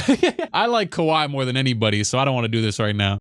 But yeah, I don't feel like, because it's not logical. I personally think Kawhi is better than all these dudes. So yeah. Hold on. Anything else happen? No. So we're kind of, my friend, I texted him, Sixers are looking to trade Eric Gordon. He responded, "Wow, we're really going all in. LeBron ? And also too, Kawhi's recent stuff definitely doesn't hurt his debate for all this. Anyways, any other let's focus on the current, the present. Any other things that are maybe gonna happen or you want your team to see or did happen? I said most of what I want to say about McCain. I feel bad that that's how it ended, because I mean it didn't feel like it needed to end. Lenny Wilkins looking like a polar bear in Arlington, Texas. He died like 6 months ago or 3 months ago or something, so I'm gonna let him slide. We gotta honor him for now. I have said forever I feel healthy Kawhi is closest player to peak Bron. I'll go a step further. I think healthy Kawhi, as someone with a Kobe jersey behind me, along with Kobe, we'll say, is the closest thing to Michael Jordan in terms of play style. If you go watch any of the prime Kawhi years, which is really weird, because it didn't look like he had that development tree. But he had like the most insane, like in between inside the arc. He could obviously shoot threes, but like that like 6 to 18 foot range, like there's the players that have moved. There's not many players that have moved like how Kawhi, MJ, Kobe, etc. You know, there's probably a few more you could add there. Did, and also win at the level that he did, and also play defense. So I think no one wants to give a first for Demetrius Morant. Yeah, because you could argue too that let me get rid of this real quick. You could argue too that Ja, what's it called? Is this damn calming music. I need to. Oh yeah, there we go. I got some doom beats in here. You could argue that Ja could be a negative asset with his contract. But you could also argue as the Grizzlies, you might want to just hold on to Ja longer because you're already in a rebuilding phase. You don't really need to allocate money anywhere. Nobody's going to go to Memphis anyways. So it's like, screw it. Let's just keep Ja and wait for his value to go back up. So I would personally assume that the Ja Morant just stays past the deadline. I also really hope if there's any team that doesn't trade for him, it's hopefully not the Sacramento Kings, because what the hell would that accomplish for anybody in this world? So please don't do that. Let me get a few of these tabs out of here because I have too many now. Let's get this out of here. Cool. Joel really is the most talented player to probably ever touch a basketball. I disagree with that. I understand the sentiment, but he's up there. He's like definitely a top 10, top 15 player to ever, talent wise. And if you win an MVP, especially in the modern era, you're going to be up there. Kyrie could have won more chips. Yeah, Joel is actually another. You said especially starting. Yeah, Kyrie could have won more chips if he just stood on Cleveland. Kyrie, I remember listening to him talk about it, and he's probably the most like openly. He talked about how he definitely was just kind of tweaking. Like really definitely, he talked about how that was just a really bad time of his life. And he talked, I remember he was on a Twitch stream playing like 2K, whatever the hell was out at that time. And it was on like YouTube. And he was talking about how he talked about like a really traumatic, like when like he had like a really bad injury that low-key, I don't remember this ever being reported, but like he almost got like an infection and almost got cooked. I don't remember. And obviously, you know, he just talked about it being a really difficult time, and then probably his decision making was kind of cooked because that didn't make any sense at the time. He probably talked about during GTA 2. Remember, he was on 2K trying to get on the squad spots and everything, and I was watching him play that. So he kind of was tripping a little bit during that. He could have got more rings, and it would have just been like, you know, Kyrie is too good of a basketball player, talent-wise, to ever be like, oh, you know, like for me personally, never keep like a. And I just like him too. I just like Kyrie, like where it's like, you know, I could never, whatever, like hold up. But because his career choices were a bit incorrect. And at the time, was this 18 or 17? I was a big critic, whatever the hell, of Kyrie. I remember when the what year it's still probably on that damn Knicks Instagram page. I was doing a top 10 point guards list back in, I think 17, 18 or 18. It's one of those years. I think it might have even been before Kyrie played a game for the Celtics, or maybe it was yeah, okay. It was before he played a game. And I had Kyrie as the 7th best point guard in the league, I think, which sounds crazy, but it was Curry, Russ, John Wall, Chris Paul, Isaiah Thomas, and Damian Lillard. And Isaiah Thomas was coming off the damn near MVP year, but everyone was like, "Oh, Kyrie, real hooper, you know what I'm saying? Like he go." But then I'm like, I don't know how I feel about him as a leader. And then he went and wasn't really a great leader for the Celtics. But at the time, you say all fair takes at the time. It was fair. Obviously, you can argue it. I was arguing. I think that I disagree with the peak for peak. John Wall is better than Chris Paul's peak was better than John Wall's peak. But John Wall at that time was better though. And I don't remember if that was the ordering either. I just threw some out there. I was trying to think of the 6th player. But Isaiah was definitely the 6th one. But anyways, point being is that my thought was like, I don't know if Kyrie can lead. Like I got to see him lead a team first. I was always a prove it to me type of person. Prove you can't do it, or prove you can do it. With Bron, I always thought he was gonna make the finals every single year until he didn't, which was missing the playoffs with the Lakers. And with Kyrie, I was like, I got to see him lead a team. I just saw Isaiah do a pretty damn good job. And then Kyrie he got injured one year before the playoffs when Terry Rozier was going crazy. And they ended up losing in the conference finals to Bron in 18. I don't remember, whatever. One of the years they lost in the conference finals. But then, yeah, I think in 18 he got injured. And then in 19 he played and wasn't good. And then that was really it. And then he obviously went to the Nets after saying he was going to stay 8 months earlier. That was just a dumb choice. That was like, why would you say that? And then also too, you don't have an extension on it. That was such like we were in the in-between of like NBA, calculated NBA and uncalculated NBA, because that didn't make any sense. Because like people were still acting like it was, you know, players that were in that era were still raised in a non-social media era. So they weren't like considering that the implications of what they could possibly, because that there was no benefit to that. There was zero benefit to saying that would happen. And what's it called? And then nothing. I don't know. And then you don't do it. Because if you just re-sign, it would have been the same amount of joy just 8 months later. The Bucks believe that they can build a Shams said that. They're about to convince him again. This Greek bastard is gonna be like, oh, I love my city. I go to stay. We gonna win championship. Like oh God, they're about to do it again. The worst part is you got it. Bucks not trading Giannis now, not ever. I do think they could, but okay, if they think they could build a contender around him, they're going to have to do it before he requests a trade. I think what do y'all think? This is the first time I'm seeing this proposed, especially after the Dame Lillard thing. I don't think the only roads you can really go right now is what? Ja Morant. What other players are there? I'm about to do like I do in 2K and go look through the standings real quick. I don't think the free agency class is very good. Then why are they trying to acquire minimum salaries? I don't know. I mean, I guess it really doesn't matter. Whatever. If they're trying to offload some of their other salaries, that might be the bigger part of that tweet earlier that befuddled me, is that maybe they're trying to offload the Miles Turner contract they just signed. Remember too, aren't they still paying Dame $20 million a year or something? Like that was really like the death blow originally. Let's see. I don't know if I could, anyway. Damian Lillard is getting $22 million a year until 2030. And they did that. I'll tell you one thing, right? The Bucks were a team that has been in enough of a space to where they've been good enough with Giannis and like minuscule moves. I don't know if they have the same front. I'm assuming they have the same front office since before the championship, right? They obviously did well with the Drew Holiday thing and this and that. I remember at the time I was skeptical with the Drew Holiday thing because they traded their draft picks, a lot of them. But and they whatever. But they traded like 3 or 4. That was like one of the first really, really big draft pick trades. But anyways, I think they still have picks from that. But I will say, okay. I don't think this is, I think they're bad now. Like let's just put it that way. There's no way, Horst has been there since 2017. So yeah, there's no way that you can trust in this front office after this right here.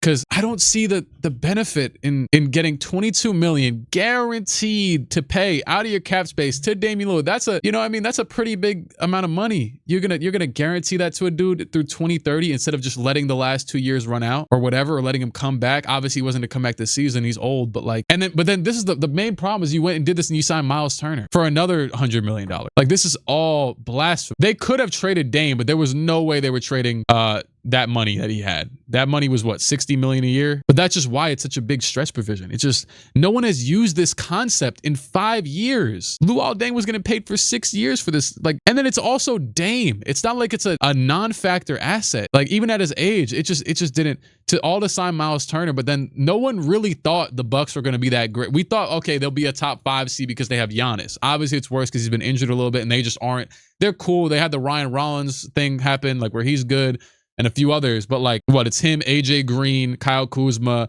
Bobby Portis, Miles Turner, Jericho Sims. Like, I don't know. What else is even over there? KPJ, yeah, exactly. This is just nasty. They're scared of going another 50 years with no superstar player. Yeah, that's possible. I don't know. I think, but like, that wasn't the move. I mean, I guess, wasn't Giannis was still in trade talks after that. It just didn't make any sense. There's a chance that this year, going into this offseason, they could have moved Dame's contract, especially with Dame coming back. Or you could have just kept, but there's a chance they could have moved this contract. And what I mean is not to some team that actually wants to win. You're not going to take Damian Lillard. It said like 112 million. You're not going to take Damian Lillard making anywhere from 40 to 60 million dollars off of an Achilles tear and be like, oh boy, we're about to take over the league. It'd be a team like formerly the Wizards before they got all their guys, right? Where they're like, screw it, we'll take a shot because we're the Wizards. We'll get him for cheap. Salary cap offload. No one's signing with us, and we'll just take him. And then there you go, Milwaukee. And then Milwaukee would have had a ton of cap space, you know, whatever. Like, that would have worked. That could have happened. But instead, they waived him, and then now you got to pay 22 million a year, and now you're paying Miles Turner, and now they're trying to get rid of Miles Turner, and it's like, it's just a whole slew of just inadequacy of basketball movements. Like, I don't know, man. It's just so bad. It's just so bad. Like, that was so dumb. Because now you're paying him. Because my thing is, like, you could build probably a solid team, but then now you got to pay Dame 20 million. You could add $20 more million in the offseason. I'm not saying they're probably already over the cap as is, but this isn't helping. So I don't know. And then actually, to that point, you said they need to blow it up in NBA future draft picks detail. Oh no, I already know this answer, but I'm gonna pull it up anyways. I already know this answer. Milwaukee Bucks, because this has been part of the Knicks negotiations with them. Let me go to Memphis Grizzlies, Miami Heat, Milwaukee Bucks. 2026 first round pick to Atlanta, swap New Orleans and that's not. It's Milwaukee received the less favorable of two out of Atlanta, New Orleans, or whatever the hell. It's just not. What is it? More favorable Milwaukee and New Orleans. So they'll get their own. Okay, they'll get their own first round pick this year because New Orleans is going to have a worse pick. Obviously, we know this pick is going to Atlanta. It's been foregone the entire year, right? This is still from the Drew Holiday trade. They traded many years in advance. 2027 first round draft pick to New Orleans or Atlanta. So they can't. You know, that one is. That one this is once again from this is 2024. I don't know. Anyways, wait, no, that says 2020 right there. So this is the Drew Holiday trade probably, yeah. And then this is the trade.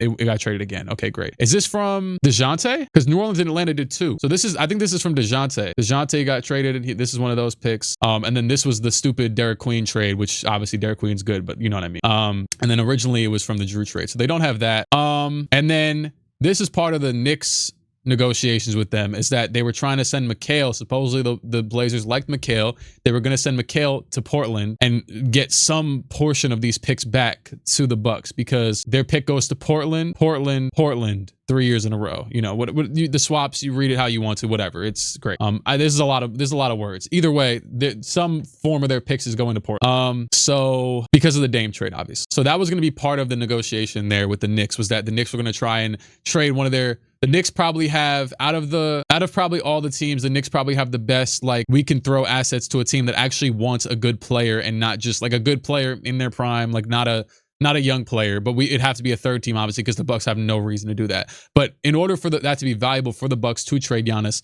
because if the Bucks trade Giannis, as you just saw, they don't have their first round pick for a minute. So they really have, like, at that point, you would actually consider, if Giannis demands a trade, it would become possible that the Bucks say, screw it, we'll just take Cat. Like, it would become possible, not straight up, obviously, but that actually would become a general thing. If the Knicks can land them a pick or two back from the Bucks, so that they can have one of their own picks back, and then also just keep Cat and probably contend for like a year, not contend, but like whatever, just be in this mulling phase for a year or two, and then maybe try and move Mr. Karl Anthony. I don't know. But also then they try, but then we're going through the chain of events here of their thought process. But then it's like, well, we'll just keep the best. This is why is this old still? Maybe he just retweeted it again.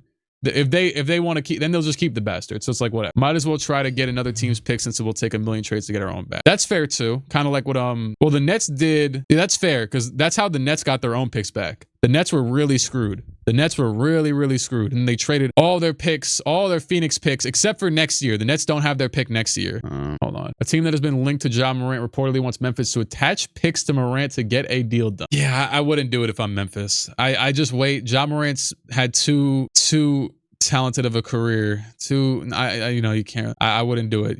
You're not. Do they unless they really want to restart that bad? There was the reports that they wanted to restart and what's it called and rebuild around Cedric Coward and Zach Edey, and I rock with Cedric Coward at least. I don't know. I'm still on and off about Edey. Edey's good, but you know what I mean. Like build. So if I'm the Grizzlies, I just at least wait. I don't know. That's a weird situation because Ja probably still believes he's Ja. Ja did drop 40 recently, like twice, or at least once. Ja probably still believes he's Ja, but then he's making like 40+ million for the next 3. I'm going to go, so I don't, because now we're on a Ja topic, so I don't want to misconstrue his contract too much, but let me go make sure it's a contract. He is on a 5-year, and he obviously doesn't have 5 years left anymore. He has 2 years left after this year. So this season he's making 40. Next season he's making 42. This is the AI thing, but screw it, whatever. It's got to be correct. Just 42, 45. So he's got 2 years left post this year. This is the 4th time this week I've seen you look up Ja. Damn, why you on me for like that for?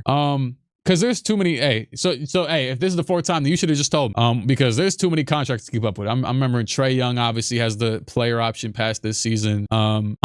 Wait, I gotta see that. Jonathan Kuminga was reportedly shocked that Golden State traded him to Atlanta. If you don't lock in, dog. Oh man. If you don't lock in, who cares? Just go play. If this is true, I blame you. And that is true. This did make me realize that what's it called? Kuminga did not have a no trade clause because he accepted an actual contract. He didn't accept the qualifying offer. I believe Grimes, Cam Thomas, and that might have been it. I know Giddey got an actual contract, obviously. Kuminga accepted a legit contract for 2 years, like 40 million with a team option. So I think that's yeah, I'm not gonna lie. If this is the attitude he walks in there with, and this is actually true, which I don't know, he's got to actually ball out, or he might actually be in the league. This might be a Cam Reddish situation. If anything, he's lasted longer than Cam. But yeah, this might be it's Sentel. Why would I have Sentel under my important tab? Hold on, take this away. How do I do the overview? Why would I have Sentel? I have Sentel muted. I would not have Sentel in my important tab on Twitter. That just filters out just these tweets, you imbecile. Matter of fact, I just timed out for 10. I don't know why Warriors fans hate that trade. Kuminga is worth nothing. Yeah, like you're about to Kuminga's about to leave anyway. Zubac to Indiana. I have seen those rumors, not that specifically, but I have seen the Zubac trade rumors. No, I don't. I'm sorry, I don't find none of them fake accounts funny. I just mute all of them. I'm be honest with you. I mute Sentel. I'm not gonna lie. Some of them even follow. I just unfollow them and just mute them. I can't do it. I'm sorry. I'm not trying to see no fake Sentel thing on my screen. It's not. It just is like engagement bait stuff. I don't really care for that. It's not even funny half the time. Do the Knicks have too many guards? They have a lot. I would imagine Kolek is just a viber right now. He's not going to be in the rotation currently. They need more. They're currently prioritizing defense around their guys who obviously are their primary scorers. Kolek, I'll rock with Kolek though, but he's not a defender. So I guess they're gonna, well, really more importantly, I think they probably were pushed to make that trade today, which was a very easy trade to make, based off the Deuce injury. So you don't have to really worry about the too many guards thing right now if Deuce McBride's in. As of right now, they've been playing. What was last night's rotation? Well, Josh Hart was out last night, so that forced. I'm just looking up my phone real quick just to save time, because I have this damn app right here. But Josh Hart was out yesterday. They played. Oh yeah, they played Kevin McCullough 2 minutes. Tyler Kolek had 12. Shamit played 35. Clarkson played 23. I don't think anybody else is out except for Deuce right now and Hart, obviously, in this game. So when Hart is healthy, which I think he was healthy the game before that, right? When they played the Lakers, I think everybody was healthy. I could be wrong. They played Kolek 13 minutes. So basically, Jose Alvarado will just take that and play some defense. This is cursed. Wow, this is nasty. Sorry, I didn't mean to show you. This is a bit. Wait, how did he even get here? Oh yeah, I'm in year 2. I think Hart played against the Wizards, but he didn't play against the Nuggets. Let me just backdrop 2K16 and vibe out. I don't get how Nico gets clowned and the Hawks don't for getting so little for Trey. Trey's worth way more than what they got. I couldn't disagree with you anymore. Trey is obviously not worth for what they got. If you got to realize, Luka Doncic was not shopped. Luka Doncic was not shopped at all. He made him and Nico and his good buddy old pal Rob Pelinka talked behind closed doors for like weeks, and he convinced him into making the trade. Luka was never put on the block. That trade, everyone thought that trade was fake because Luka was never on the trade market. Trae Young was on the market for years, and that's the best they got. So that's entirely different. Trey's been getting put in trade rumors for years, so they didn't get enough for Trey. I'm sorry, the comparison of any player almost ever to be traded to Luka is not gonna land. It's just not gonna land. That doesn't. Sage, my guy. Oh, my guy. I appreciate you, man. Oh man. But what's it called? So you can't compare Luka to what's it called, to Trey. And also too, you just Trey's trade value was as low as it was because he's 6 foot. He doesn't play defense. He's an on-ball player only, so he can't play off the ball and catch and shoot threes or anything like that, do anything off the ball. So that's why that happened that way. Shout out to my guy Sage, man. Shout out to his damn stream. I'm so surprised the Lakers didn't give up more for Luka. Yeah, well, because when there's no market, there was no market at all. They didn't shop him. That's like me and you know, like let's say, and you could apply this to anything, right? You could literally apply, I'm gonna give a dumb example because I'm not really good at analogies. But I mean, if I go up to you, right, and I offer you a pair of shoes, and there's some Jordans, right? They're the most elite Jordans ever, but I didn't even put them on StockX, and I just offer you them for $40. And you sit around with me too. This is what you do too, right? You say, "Oh, that's a good deal." I mean, we could both think about that, but I'm gonna trade you. I had a friend once, right? I had this pair of Roshi runs back in 2018. Matter of fact, this is a good example because I did it. And my friend had this pair of Toro 4s, of these red Jordans, and I always liked them. They're a little bit beat up, but they were bigger than his size. He was a size 9, I'm a size 12. He said, "Hey, yo," which I don't even know why he would trade for my shoes then because they didn't fit him anyways. But he said, so I didn't even incite this. He said, "I'll give you the Toro 4s for your Roshis and $20. I said, "Oh, you know what?" I said, "I'll think about that." Yeah, I'll take it. Easy money. Easy. Why would he trade me a pair of $300 Jordans for a pair of $70 shoes and $20? Because he didn't ask anybody else. So that's how things work. If you didn't ask anybody else, you didn't ask nobody ever, people would have traded. Every single team in the NBA, almost every single team would have traded their best player. Like, or at least considered it. The Knicks would have considered Brunson. The Timberwolves would have considered Ant. Like I'm not saying it would have happened. It probably almost every single the Bucks would have considered Giannis.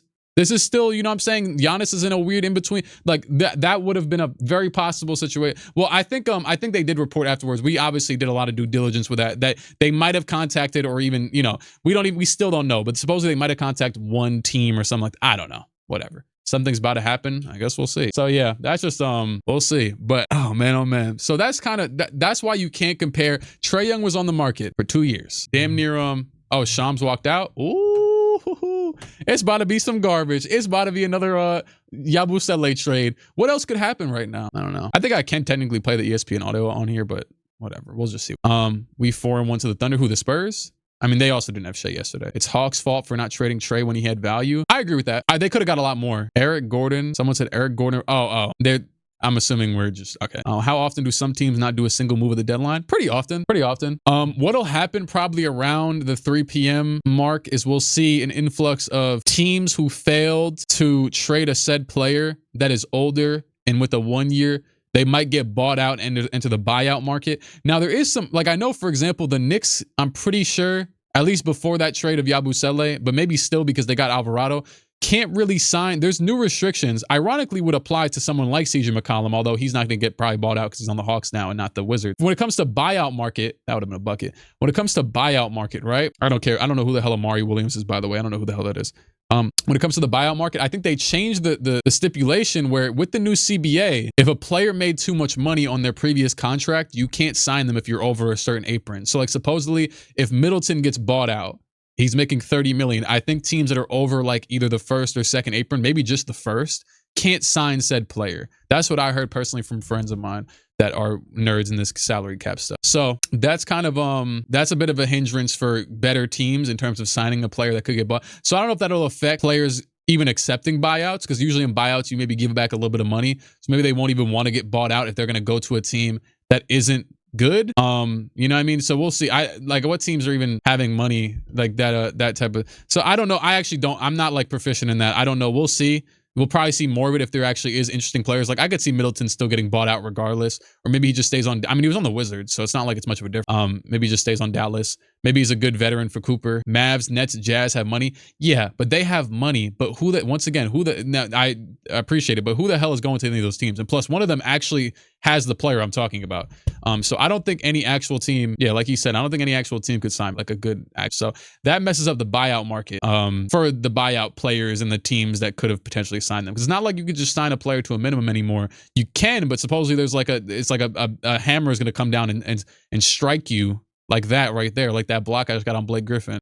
So yeah, Chris Paul, homecoming to Hornets. Yeah, like we'll see. So Chris Paul is obviously going to get waived. And I don't know if the same thing applies to a player that's waived and not bought out. What just happened? There, Chris Paul dribbling up the court. What? Why was there? Oh, there was one. Oh, because I blocked Blake Griffin's shot. It depends on pre-buyout salary relative to. Yeah, but I was thinking, does it matter based upon if they were waived or bought out? Because I think Chris Paul might just be waived because they don't have to buy him out. There's a, you know, and I'm assuming you know the difference, but.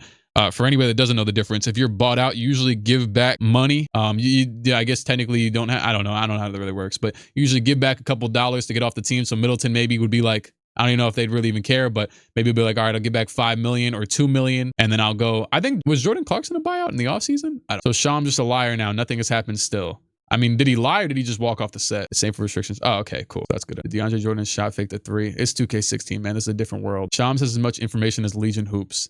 I'm not gonna lie to you, that's another account you will never see pop up on the screen. I have had that account muted since probably I was pre-pubescent. That account blocked me on my old account because I used to call them fake all the time. They used to piss me off. I just saw some making fun of them. Yeah, I'm a join it. Screw it. I'm a hate. Why not?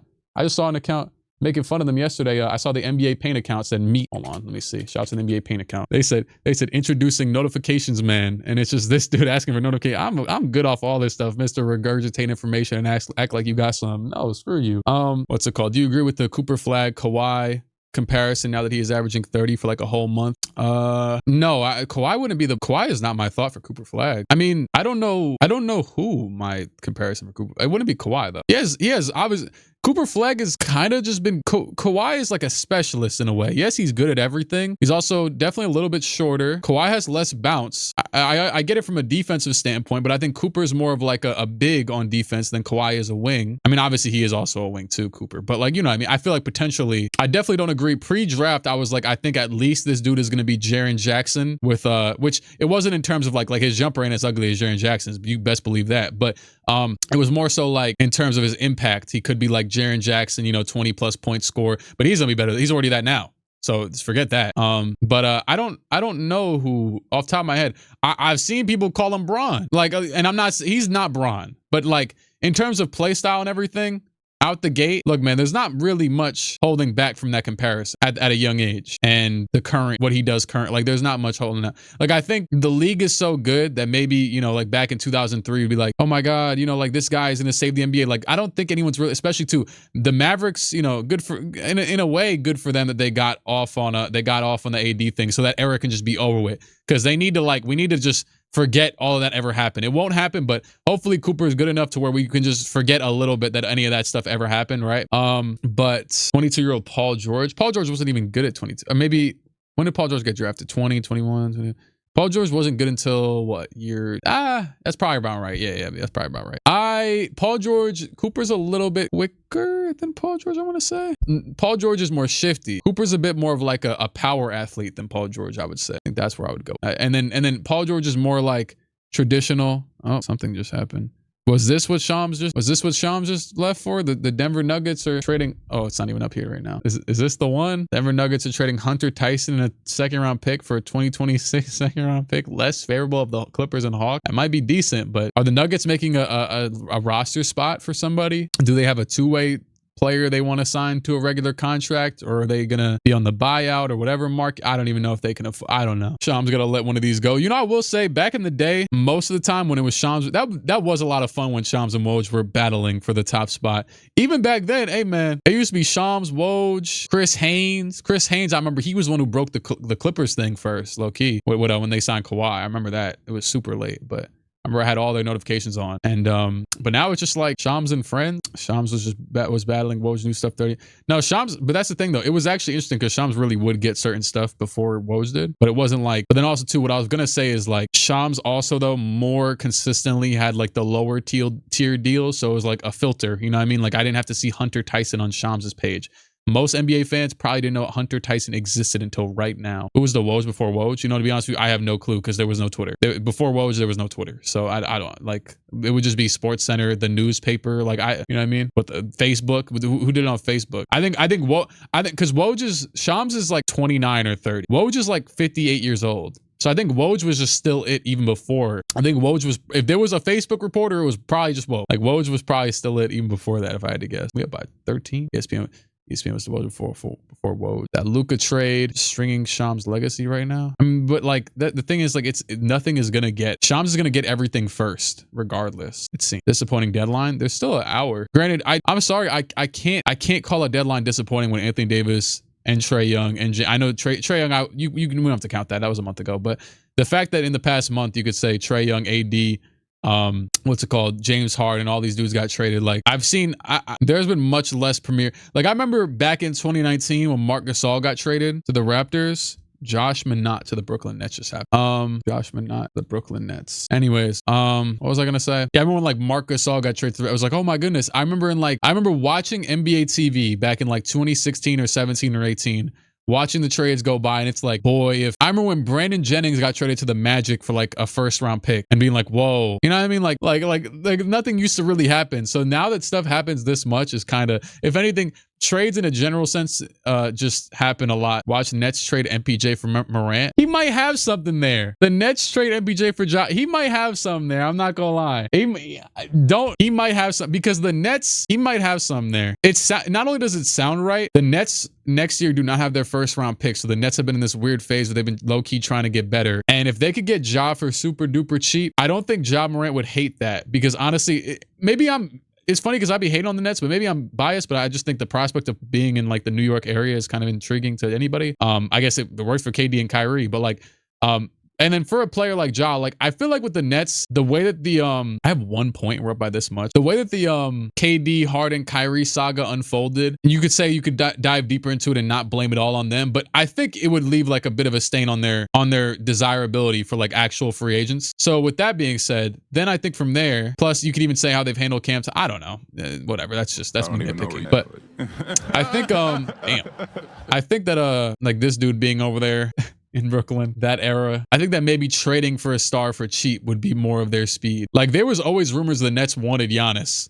Even after all the KD stuff, it's like, what the hell? Anyways, appreciate the subscription, Minus. Let me go see what my guys are talking about with Jose Alvarado. Damn, that sucks that Deuce McBride's out to the playoffs. So, shout out to Jose, man. Real New Yorker. Oh, Eric Gordon, a second round pick to the Grizzlies for nothing. Woohoo. There you go, Memphis. Go ahead, Memphis. Now we're talking. That's such an interesting trade, man. That's really going to change the league. You know, I agree. Screw it. Forget the deadline. Yeah, that's what I said, though, a second ago with the Hunter Tyson thing, is that sometimes teams want to create a roster spot so they can convert a two-way player. I did not know that Barlow dude was on a two-way contract, but he just had like 35 and 16 the other day or something. So that makes sense. He said all that to convert Dominic Barlow. That's my friend just said. He texted me back. You might be watching. Oh, man. Prime high school Eric Gordon. Oh, yeah. They be talking about Eric Gordon like he was Michael Jordan. I think he beat Michael Jordan's kids, right? In a game. That was part of his legacy. Now, Markeith. Young Eric Gordon, too, used to dunk on people, shoot them threes. He evolved, you know, shooting more threes. It's a real hooper right there. Boy, we are up like this on the Clippers, who are good. And I haven't even shot the damn ball. Boogie, barely. This has never happened. Indiana high school basketball legend Eric Gordon. Indeed. So as of right now, I mean, based off the trades and stuff, do I even have any other rebuilds to do except for like the Jazz or the Grizzlies, right? The Grizzlies probably most important. I don't know. Like once I'm off of this, like I don't really Hornets. What? Didn't I just do the Hornets? What was that Bulls idea? Look, dog. Nothing. It's fine if I say my idea, whatever.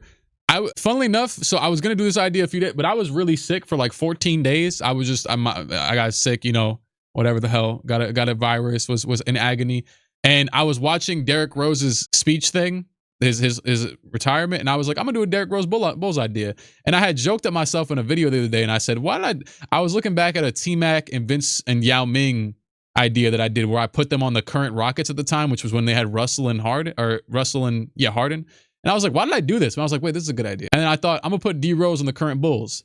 And I set up the video 2 days ago or something.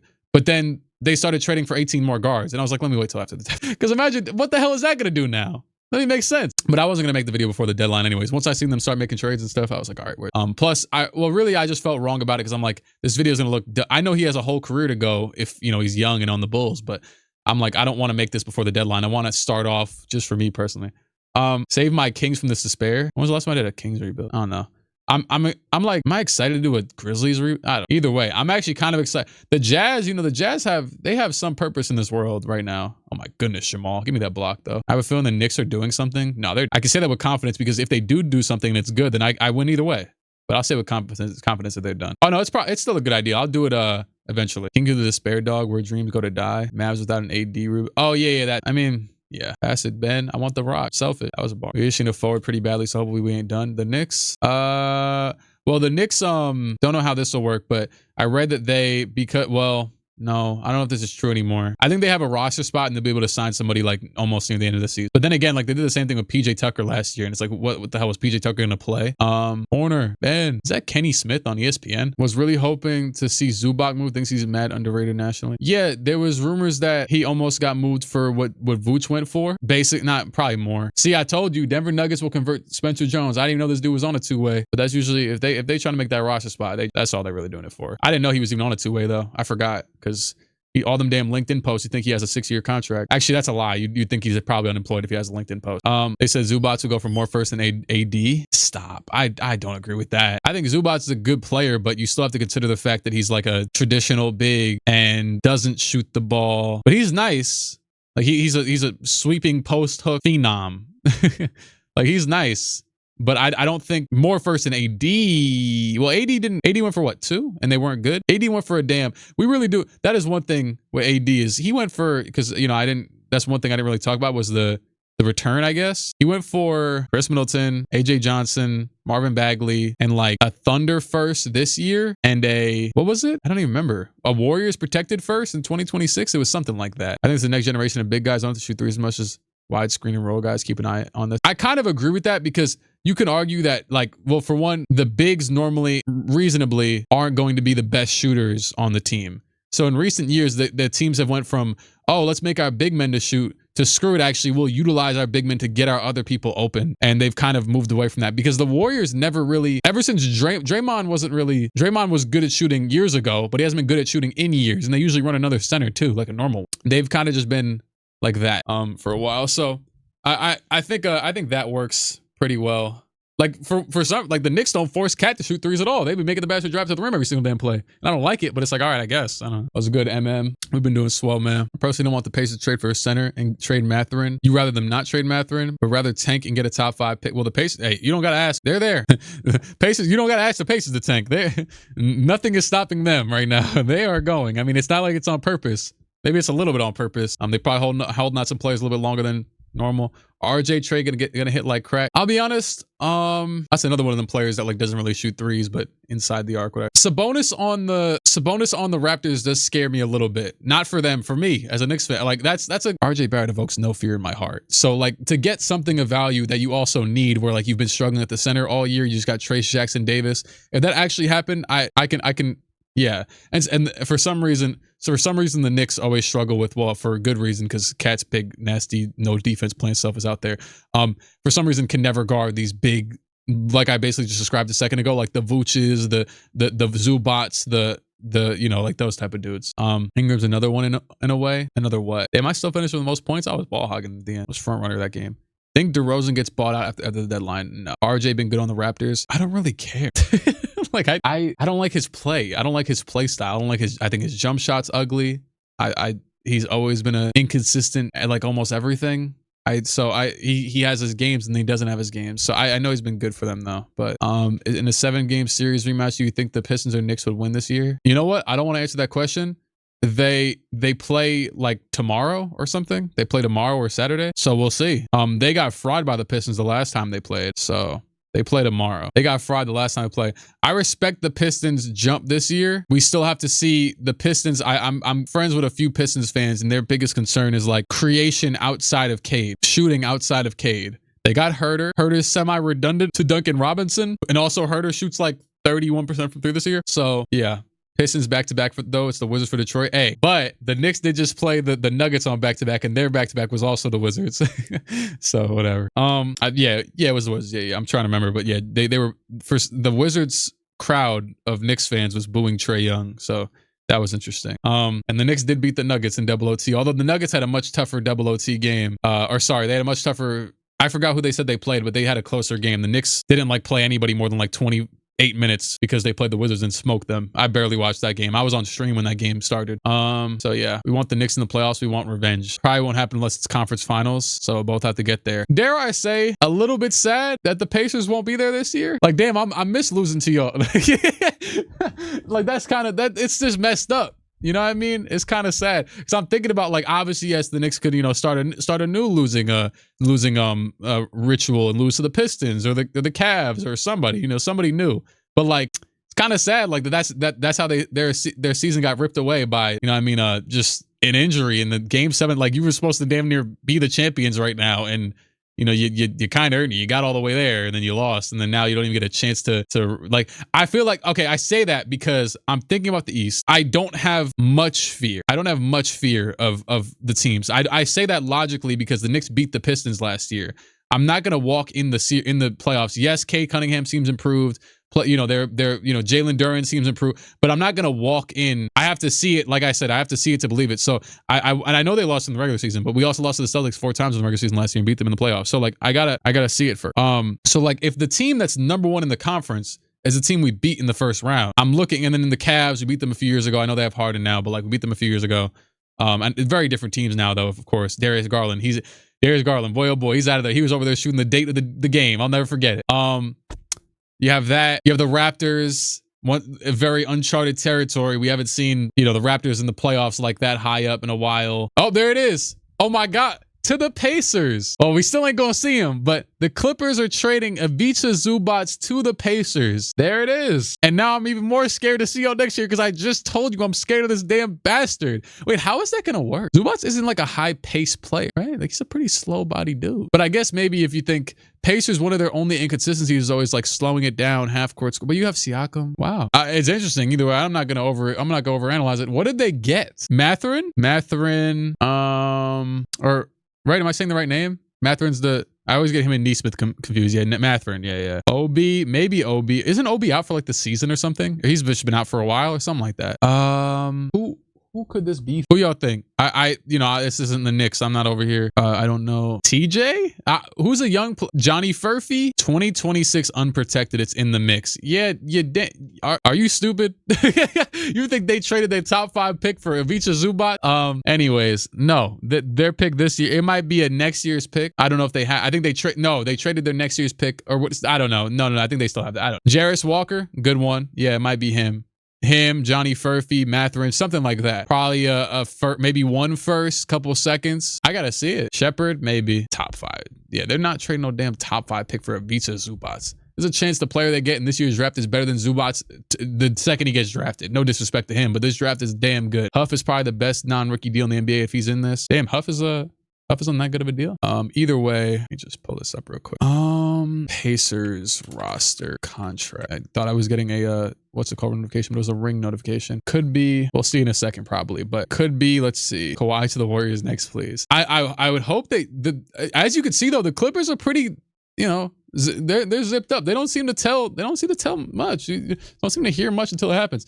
I would be, probably, I don't know what Zubac makes money-wise. I have no clue. So I'm going to say probably OB, Benedict Mathurin, some combination of him, Benedict Mathurin, Jarris Walker. Mathurin's been on the block already, so that wouldn't really be too surprising. Zoo is getting 16 to 18. Cool. Okay, yeah. So it could be Mathurin and Walker. I would imagine Obi probably isn't somebody they really want that much. So I would imagine it'd be Mathurin, Walker, maybe J Huff. Yeah, that would make sense. That makes sense. And then maybe like a couple seconds or a first. Indiana Pacers. It said, hold on. The cap dude said they'll need to send out at least 10 million. I guess because the Pacers probably have cap space. Or maybe they have a trade exception. Either way. So that basically is just Mathurin's contract. So maybe they'll do Mathurin and Huff and the first. I don't know. Nemhard or it's not going to be Nemhard. There's no way they trade cracked out. That'd be insane. I didn't think the Clippers could have. Yeah, they could afford it because they're trading 18 million. But yeah, the McBride thing that happened already. It's an hour ago. You see it. It's I've already mourned. Yeah, Zubac. That's especially you can't ask for much better after losing Miles Turner and needing a new. And Miles Turner was, Miles Turner was on that trade block over there for 15 years. Just because they went to game 7 in the finals doesn't mean to, they'll figure it out. They'll be good. What is that noise I heard in the vids too? What? Wait, was it this? It's just the microphone stand. Clippers pick to the Thunder protected. I don't believe so. Someone could answer that, but I don't believe the Clippers pick to the Thunder is protected this year. Is Kawhi gone? I don't know. We have to also answer a question does Kawhi want to leave the Clippers after he did all that stuff to try and get to LA? Or does he want to just stay there and be at home? Does he care? Does Mr. 2 Finals MVPs care enough to leave his home? So that's kind of, now if they decided it's the right move, they got a good enough offer and they decided to might move to trade him, then that's different. But then Kawhi gonna come out and say, actually, y'all, Steve Ballmer handed me a $60 million safe and said, yo, all for you, big dog. Like, that's what. And he's just saying, I thoroughly tried to decline this, but he just insisted I take these $60 million right under the table. The Clippers have been getting calls about Kawhi, but the franchise reportedly left the decision in the hands of Kawhi whether or not he wants to stay in LA per AP. There you go. Kawhi for Reeves. That really even I kind of like the Lakers. I kind of like the Lakers 3 they have. I kind of like Luka, Reeves, and LeBron. They just need better around it for it to actually. What did Clique just say about Kawhi? It was right there. It's the one at the bottom. They've been getting calls, but it's their decision. If it's his decision, so that it basically is exactly what I just insinuated. I don't even know what the hell he was just saying. What happened to the trees if Kawhi got traded? They might actually get planted if he gets traded. The Miami Heat are now the only Eastern Conference team that has not made a trade. He's not in this important tab, but I just got a J. Cole notification. Am I getting like thank you, yes, thank you. No, ban that dude. Mods, ban the dude right there. Talking about check out. Come on, man. Wrong dude. Benedict Mathurin. There it is. My low-key winner of this deadline is the Wolves. Deuce McBride was a great fit. I would, what's it called? Say that, but what's it called? But the NBA astrology account said that it was a bad fit, so I can't agree. I finally gave it and followed that damn account like an idiot. It said it was like a B-. Usually they write about everything. I showed that J. Cole snippet with a comment sample. I'm not gonna play it on the stream because I'm gonna upload this and I don't feel like getting copyrighted. Y'all think Gabe a good fit for the Hawks? Then we traded Mathurin. Let's be honest, dog. Y'all weren't keeping Mathurin. Mathurin had 1 year left. And now my jersey is irrelevant. Damn, that is kind of. I mean, Mathurin had like a big game or 2 in the finals, right? Pretty sure. Kawhi to the Mavs for Middleton and Gafford. That's what a comment said. Sorry, that's good lord. I don't want to even insinuate that. Oh, that's what the trade. Wait, was it 2 first? I haven't seen anything about first on here, I don't think. Oh, it's okay. There it is. Yeah, there it is. 2 first-round picks are going to the Clippers for Zubac. And it was Isaiah Jackson, probably. That sounds about right. Do not be a 2026 first. Dog. Unless y'all have some other first, it's obviously not a 2026 first. It's obviously not a 2026 first. Let's be real, dog. I don't like when people get so. Remember earlier when the Knicks when they traded for Alvarado and we're like, it's Shaman, it's McBride. Like, dog, it's obviously not those things. What are you scared about? You're scared over Ghost. If it was the 2026 first, we would have seen it already. That would have been the headline. These idiots traded the 2026 first. For Ivica Zubac. There you go. I don't know. I still don't know what pick it is, but 2026 protected, 2029 unprotected per Shams. It doesn't say that. 2026 protected would probably more than likely either mean 2nd round picks or it'd probably be lottery just as like a novelty. Why would they? Doesn't really make sense. He said on ESPN. I gotta see. Hold on. Let me do some Twitter search. Doesn't really make sense. Pacers picks. Yeah, I don't know. It's not showing me anything of value, to be honest with you. He updated the Twitter. Oh, he did? Oh, there we go. Clippers are receiving. Whoa.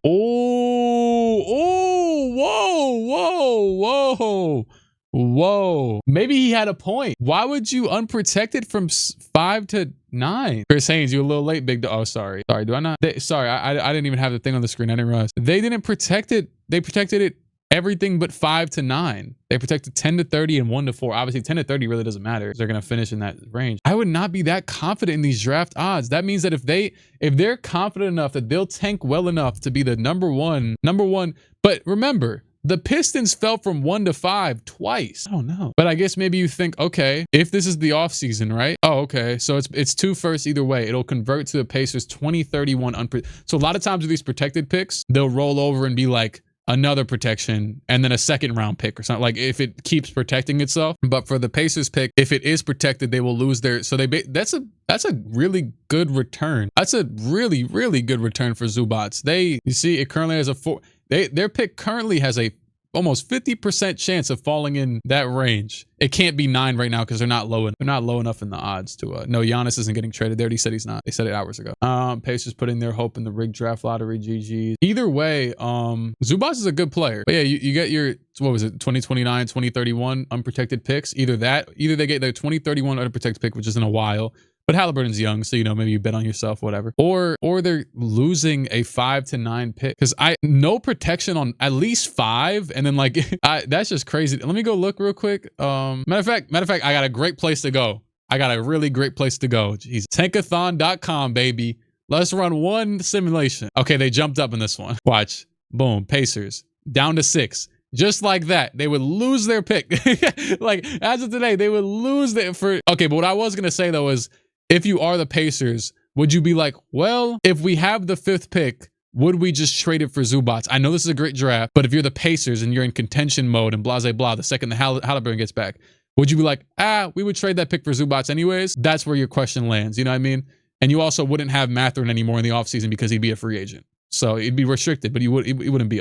So once again, 6. Now, if you're the Pacers, obviously, ideally, you want to get lower here, but it is Sacramento and Atlanta. And now you have Zubac and you have Siakam. So their pick might get even, now it is protected 10 to 30. So there's a chance that they maybe jump up to like 6, because that's only 3 games off, right? And they could fall from 6 to 10, which that's even lower odds because 4 teams would have to jump up from the damn 10 to 14 spot. Is it better to lose the pick this year, give up 2031? I would say it's better to give up 2031 if you're them. But dog, if it's just the 5th pick to lock that in now and not when you know, I don't know, it's just kind of crazy. But when you think maybe would they have given the 5th, 6th, 7th pick, whatever it is for him anyways? I just keep hearing about how such good of a draft this is. But the Pacers, like, we already have so many good rotational players. Do we need another young player that was the 6th pick in a draft that's good? Because there's already been drafts that good that we've gotten players from, and, you know, they're just chilling. So I don't know. Who can the Clippers draft at 6'10"? I have no clue. I don't know the draft. I just know the process. So wow. So they have probably better odds right now as the 3rd worst record in the league.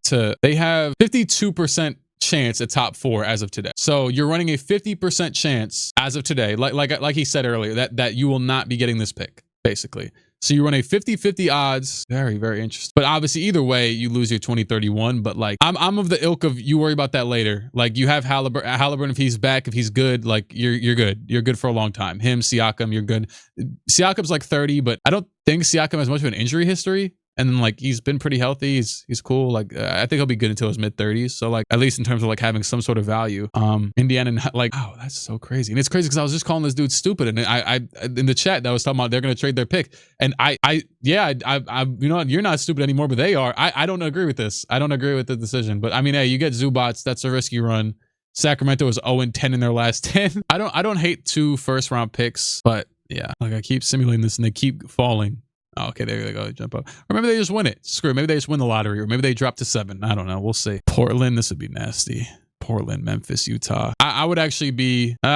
Utah's pretty decent now, though. Would I be in support of Utah if Utah had Jaren Jackson, Lauri Markkanen, Walker Kessler, Keontae George, and Darren Peterson? Ooh-wee. That shocked me, though. I can't believe they even gave up the prospect of giving away their pick. I guess, to be totally fair with you, like, Mathurin for Zubac is not a great, like, player giving up for them. You know, like, that's not so I guess you kind of had to give up something because, like, Mathurin doesn't really do much for the Clippers. I don't think Mathurin... I could see Mathurin's a very skilled player. I could see Mathurin having, like, some leap where, like, he's averaging XYZ amount of points. But we should have just went after Gafford then. Yes, I wonder what the Kawhi thing is going to be.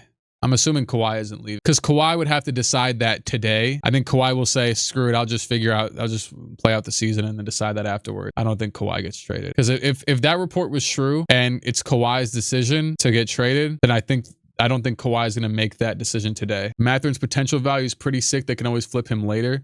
Well, it's complicated because Mathurin is a free agent this year. So once a player gets bread and they're, you know, making a certain amount of money, it goes from, oh, how cute, a young asset like Jared McCain that you know, we can just get and it's vibes and, you know, not much risk to like, oh, we're about to be paying this dude $20 million or $15 million. So isn't Kawhi's contract going to get terminated? What? I don't think, and Mathurin will probably stay. I think he's still rookie contract, so he'll be restricted. You know, if they want to keep him, they'll probably keep him. Either way though, getting, whether it's this year's first 5 to 9 or getting 20, 29 and 31 is pretty good. But I do think with Halliburton's age, Halliburton's what, 25? There's a chance they're still, you know, good by then. The pick is either, they traded their 2029 pick first, unprotected, and they traded their 2031 first. No, let me word that differently. Let me just bring it back up. Screw it. Well, you can see it right here. It says it right there. It's top. He worded this bad because it's also, well, basically it's top 4 protected because they're probably not going to end up outside of the top 10, but that is a chance too if that did happen. In 5 years, the 5 pick is good too. Well, it wouldn't be guaranteed the 5 pick. It'd have to actually be bad. The Bulls have a better chance at a championship now? Yeah, of course. The Bulls have the same chance they had this morning. They went and traded all their players for the same player, except for Zoo, or for Vooch. So, it's not like it really did much. I like Ivy though. Ivy's a good pickup for that. I don't care for Colin Sexton on their team. I don't care for Anthony Simons on their team. I don't care for Gershon Yabusele. Honestly, I do care for minus his contract thing. Good for him, man. Hopefully he actually gets a shot, but I don't know if he will because then they went and traded for another wing today, didn't they? Oh no, they traded for a Leonard Miller. If I were them, I would just play him over someone who's 30 years old. Like, Tyus Jones buyout market. So I think his money, he doesn't have a big contract. So Tyus Jones will probably be available to sign with almost anybody. He makes like $7 million. So something like that. The Pacers went for Kessler and Jazz didn't take 2 unprotected first. Really? That's kind of crazy if that's true. The Pacers went for Kessler. So the Pacers offered that same thing to the Jazz for Kessler and they didn't accept. The Jazz are obviously taking a shift. Well, okay. Crazily enough, the Jazz are in a more, we're trying to contend sooner than later spot than the Clippers are. They just traded for Jackson. It feels weird to say, but they just traded for Jackson. Oh, there it is. They tried to make it run at Utah Jazz center. Walker Kessler offered a package highlighted by 2 unprotected first round picks. It was declined and Pacers pivoted to Zubac. I will say off of his injury that ended his season, which I think was like a torn labrum, right? Kessler is a free agent this year, so they're gonna have to pay him big money. The Pacers were obviously willing to do that. He's restricted, of course, but Pacers were obviously willing to do that if they wanted to trade for him. He'll be back, but it will be good money to get him back. I would assume. I say that, but then it's like past few years, like there's a situation where, well, last year specifically, where teams just don't have money and then the value of everybody gets lowered. I'm so what do you think of why do you think the Clippers are blowing it up? That's fair to think they might not be, but I just think the Jazz are, there's a better chance the Jazz are pivoting towards contention or whatever, you know what you mean, competing, then there's no chance the Jazz are taking a step back. There is a chance the Clippers are. The Jazz took a step forward, so they got Jaren Jackson, so they're obviously trying to turn the wheels the other way. Tyus Jones did not get waived and bought out. He went to the Dallas Mavericks for Malachi Brown. Why? It's fried. Pacers get. Oh, they got Kobe Brown too. Wasn't he decent or was that a different dude? Kobe Sanders. They have multiple Kobe's on that damn team. Oh, and they got a Maverick second in 2028. That'll probably be like, Cooper might be cooking by them. Garland and Mathurin might have pop. They fought? Mathurin and Garland? Why is Lou Will guarding KD? Trying to see what it was. That's insane. I'm still baffled by it's just I just couldn't imagine being like a Pacers fan and being like, okay, we just went from like guaranteed top 10 pick, you know, Tyrese out to like, yes, sure, Zubac is great. And the trade might still be the right trade anyways. But like now it's like that lottery might roll around. We could have odds number 1 and I could be walking that lottery thinking we might lose this pick. Because technically you have a higher, it's like you have like a somewhere between a 40, even when you have even when you're the worst team, you have like a 40% chance of getting the 5th pick. That's why it happens so often. That's why this lottery is so stupid. But I wouldn't play that lottery like that.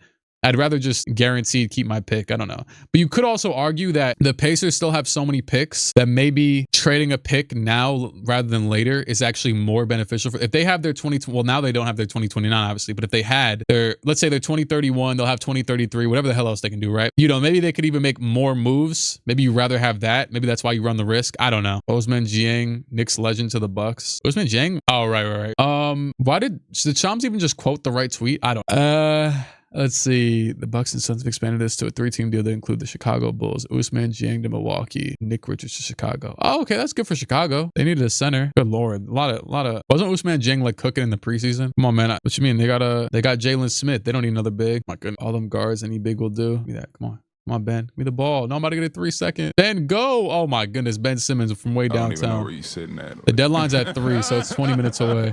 Most of the Pacers to the Knicks may bring world peace, no man. Giannis ain't going to no damn Knicks. Appreciate it, Nick. Tyrese, Pascal, Zubac, Nembhard, Neesmith, Obi, McConnell, Huff, Furphy. To be able to keep Huff as a potential backup is really nice in that. Because their backup, even though they had Miles, they were struggling at backup last year because of all their damn torn Achilleses and everything. That's pretty good. Yeah, I mean, to be fair, like I said, the Pacers are in that zone. I'm just thinking about it from a fan perspective. From the Pacers are in that zone where it's like we're gonna be probably back to contending the second, you know what I mean, we're back. And the Pacers did have some, like, they weren't like a top 3 seed or anything. They had some rough stretches last year during the season. So I think something like Zubac is a very consistent guy. So his whole life is consistent. So, you know, I think that probably helps them. Tyrese needs a big, don't know how Zubac fits. Yeah, I was thinking that too, but I feel like they're just smart enough to make it work. Whether that be Rick Carlisle or Tyrese, I think they're gonna make it work somehow. I'm not gonna sit here and act like I'm gonna break it down on the damn clipboard right now, but I think they can won. This team might be too good. Yeah, I like the Clippers deadline so far. I still like the Harden thing for them. You know, Harden, at the end of the day, Harden is 36 years old, and like I was being really like they weren't gonna win. Like the winning is not coming to the Clippers. Even with them winning recently, this is probably a good time, honestly. My phone is super delayed. I just got that Shams notification just now. So we got 15 minutes left. Will the Heat do anything? I don't think so. It would be a shock. I'll be honest, based off the past few deadlines, I'm not assuming. I'm guessing that's it. That's my guess. Did I have my green tea? Yeah, I did. Damn, is it here? No, I drank it upstairs. Terry Rozier is still around somehow, and he's getting paid. My boy Terry Rozier beat the case. Not really, but he got his money. That's not my boy, by the way. FBI, I don't know Terry Rozier. Anyway, they forgot about Ja Morant. It's too complicated. He's not getting traded. I feel bad for like I know some fans though that like be watching the NBA forever and never learn how this stuff actually works. It's kind of sad. Like for the NFL, for example, boy, when I be trying to get to the NFL, I try and learn every little thing. Like for example, when I was playing Madden and I traded all my players and it says you have lost cap space despite the fact that I made cap space, and I learned that, oh, you can't do that because they actually just get more dead cap than you actually did from trading the damn players. So you can't sign players for too much money and flip them or anything. So I'm like, oh, damn. I like learning stuff like that, whatever I get into. There's some people that never, like, Ja Morant obviously is a little bit of a tough trade right now. It might happen, but he's a tough trade because he makes so much damn money, and he's a short dude who hasn't been shooting the ball well, and he's been injury prone the past few years.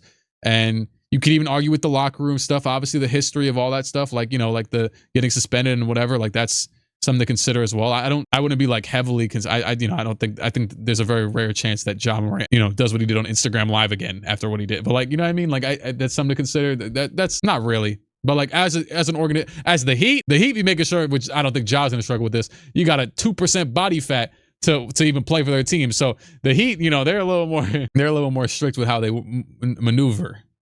Jimmy Butler says, "Oh, I don't like you, Pat Riley," and he banishes him to the shadow realm. It honestly feels a little bit. If Giannis was over there, maybe, but I don't think. And then once again, they leave open the potential a little bit more flexibility if you don't have Ja and you. But then again, they are still paying Terry Rozier $30 million right now. So what the hell? Big Zoo and Tyrese and Zoo pick and roll should be interesting because Tyrese is not a bad. Like I know Tyrese tends to operate a lot. If anything, far from bad. He's just good at basically everything on the offensive end, except for really like breaking down a defender in an ISO situation. Oh, he's got that damn nasty step back that works half the time. But Tyrese pick and roll, that's how he was absolutely frying us in that one game where he had one of the greatest playoff games I've ever seen in like game 3 in Indiana or something, when he had like 35 and 15 on like no turnovers. A lot of floaters. So if him and Zubac can work on that pick and roll game a lot, obviously now you have a low post option with Zubac rather than Pascal is more of like a face up mid post guy. So I like that. Presti been cooking. What did the Thunder even do? Oh, you just mean the Clippers pick? I know they did McCain, but like I know they got McCain, but that's like we know. I mean, that's just it. Like cooking implies like multiple things. I don't know. Maybe that's just me. But yes, I do like McCain for that. I really do. I actually hadn't even considered that. I don't know. I kind of just, because of McCain's drop in production this season, you kind of think like, oh, okay, he'll probably have a chance to carve out a role off their bench. But there is a chance if McCain gets back to playing as he once did, that he could genuinely. The thing is with the Sixers, it felt weird. Like even when I would do Sixers videos or when I would like stuff like that, where it's like you're looking at the Sixers on like a roster on a what's it called on a paper. It's like now you have all these guards. Not only if you want to keep Grimes, but even with you have Maxey, McCain, and Edgecombe. They're all not small forwards. They can't really play small forward. So it's like, okay, how is this going to work? And yeah, I guess that's when they decided, VJ is a special talent. So I'm not mad at choosing VJ over McCain for sure. But like, for that to end like that after the dude was probably going to win Rookie of the Year. And he was it wasn't like he was just a Mickey Mouse, bad Rookie of the Year. Like he was really, really good. So it's just kind of crazy. So he could end up being potentially a starter for that team down the line. SGA is out for a minute, so he could play. They said Shea is getting reevaluated after the deadline, after the All-Star break. The All-Star break is let me go just click on like the Knicks schedule. I'll click on the Nets. Who cares? Whatever. It's not like they have any damn All-Stars. But there's only 4 more games, really, 3-4 more games till the All-Star break. So Shea could be back after the All-Star break. So I mean, it's not really that. Yeah, he'll probably be back. Shea will probably be back March, I would say. Yeah, probably March. Is Garland and Mathurin a good backcourt? I like it. I like both players. Like whether or not they're the backcourt or you're running Mathurin at the 3 and whatever. I don't know what they do, but like I like both players. So Garland's obviously I've even with watching Garland like kind of stink it up, it's always felt a little bit unfair because the fit next to Donovan never fully made sense, or really ever really made sense at all. So it's been like this weird in between where you wanted to keep Garland and not undervalue him because he was your guy that even led you to the point of wanting to get Donovan in a way, because the team started to like show signs of like, okay, we can kind of get back to this playoff spot or whatever. And Garland was a big leader of that, as like with his young career kind of blossoming years ago. But at the same time, it's like then the fit didn't really make sense. Everyone thought that from the jump. And yeah, I don't know. It's just kind of confusing. But I'm a little game right here. We are frying these good teams on this 2K16. But so yeah, Hartenstein and 2 firsts for Cat. I'm good. I think someone, the Knicks fans, we live in the past, living what's it called? They still, every day I go on Twitter and it's a Wolves fan saying Julius Randle is terrible, but yet if you go in a Knicks group chat, it's I miss Randle. Oh, we need Randle. Like it's it's always grass is greener. I'd rather just keep Cat. It's not like the Knicks can really make much cap space really, because technically they could, because they have like a couple million right now. I think maybe to potentially be able to re-sign Robinson, they have like 20 million expected this offseason, somewhere between 15 and 20. So technically, if you dumped Cat for Hartenstein, which I'm just entertaining whatever BS you're talking about, why not? Screw it. If you can get off of Hartenstein, so obviously you'd be getting off of Cat. The Thunder would never do it, for one. The Thunder, why would they want to pay Cat $60 million in 2 years? Cat is a very mediocrely valued player, kind of like a big Trae Young, a big Ja Morant right now, only because I do think Cat is a better player than both of those two right now. Still, he obviously made the All-Star game, but it's that contract plus his age plus his inconsistencies in all regards that lead to. So if he's even making $60 million in 2 seasons, like it's like I'm not sure what other teams are looking at. But then from my POV, I don't want the Knicks to take a step back. I rock with Hartenstein, but that season that they put together, that magical make it to the second round and lose season, and beat the Sixers and everything, all that was very much so putting together pieces that like Hartenstein, Mitchell Robinson was the starter that year and he got injured. Like it wasn't intentional. I think they have an actual intent behind their current roster. So I'd rather just keep the roster they have right now and not be like playoffs come around. It's like, oh, we could use a couple more points. Damn, Cat would have worked here, huh? So I don't know. Cat is soft. I don't really, in certain extents. He did. I was just gonna say, I'm not gonna say agree or disagree, but Cat got beat the hell up yesterday, and he had to get like 8 stitches above his eye, and he came back in the game. So I got to give him that. Blow my nose. I took my face to lineup. If you flip Cat, it's gonna be for Giannis at this point. Otherwise, we're not improving. Yeah, and it was reported yesterday that someone reported that the Anthony Davis trade package was offered to the Knicks for Cat, and they declined. So at least that's what was reported. I don't know. It wasn't widely reported, but it's possible. At this point, especially with the Knicks 8-game win streak and everything, AD for Cat would not have been disgusting. I said the Wizards, not AD for Cat. The Wizards trade, that side of it. Can you explain the Pacers pick? I went on for so long. It's protected 1 through 4 and 10 through everything else. So basically, if it goes anywhere from 5 to 9, which is a pretty big risk, pretty big shot that happens, the Clippers get it. The Clippers are not moving Kawhi Leonard. Sources say Chris Haynes. Remember, actually, I said earlier that Chris Haynes was the dude who broke the original Kawhi signing to the Clippers in the Paul George trade. So if he said it, it's probably so. The Clippers are not moving Kawhi, and nobody was. I didn't expect that to happen at this point. It's 6 minutes left. They said that probably his choice whether he wants to leave or not. So Cat with Giannis would be Cat with Giannis would actually be really fun. If the CBA and all that stuff didn't exist, it is kind of sad. But to be fair, if the CBA didn't exist, Cat probably never gets traded in the first place. Yeah, no, the Chris Haynes thing's on the screen. I just said it out loud 3 seconds ago. Watch Ja get traded at the buzzer. A Ja trade I would say I'm 50-50. It honestly wouldn't. I don't think anything. The past few years, things tend to happen a bit earlier. I don't think anything's about to happen that big right now. And if anything, there might be nothing. That's just my guess. Ja to Toronto would be cool. I disagree. I don't think that makes sense fit wise. You already have all these inside the arc dudes. Yeah, what's Memphis even look like now? It's Ja, Gigi Jackson, Cedric Coward, Zach Edey. If anything, I actually really do. It wouldn't have surprised me almost 0% if the Grizzlies were actually just good this year. Like, I like a lot of their role players, but they didn't work. Yeah, Ty Jerome was hooping yesterday. Yeah, but he's been out for most of the season so far until now. No, Sabonis didn't get traded. They got Hendricks. They have Walter Clayton. They have I don't know what other centers they have except for Edey. I forgot. I know they traded J Huff, so I forget now. Mon DeRozan, take this screen. Wells. Yeah, they got Wells. Wait, no, Wells survived that. Yeah, no, they still have Wells. They traded Vince Williams. They traded Vince Williams and who else? Conchar and Conchar and another white dude. I forget. Maybe I'm wrong. Jock. Yeah. Which is basically nothing, just to be honest. Yeah, they got Scottie Pippen Jr. as well. Hasn't he been hurt too? Am I wrong? I'm pretty sure they had like a lot of injuries hit them right as the season started. Hey, Jimmy. Jimmy's always really good in this damn game for some reason. Scott Perry. Boy, yeah, so before this week, if you heard me talk about the Kings, I was giving them a lot of grace because Scott Perry took over the front office in the offseason. John just said, he said, can you DM Daryl Morey to call the Clippers? He won't listen to me. Yeah, because he texted me yesterday. He's like, I wonder if Daryl Morey reads all this stuff on Twitter and takes some advice. And I said, he does follow me. I could DM Daryl Morey right now and tell him to, I don't know, probably release, just take Eric Gordon back. That's all we need.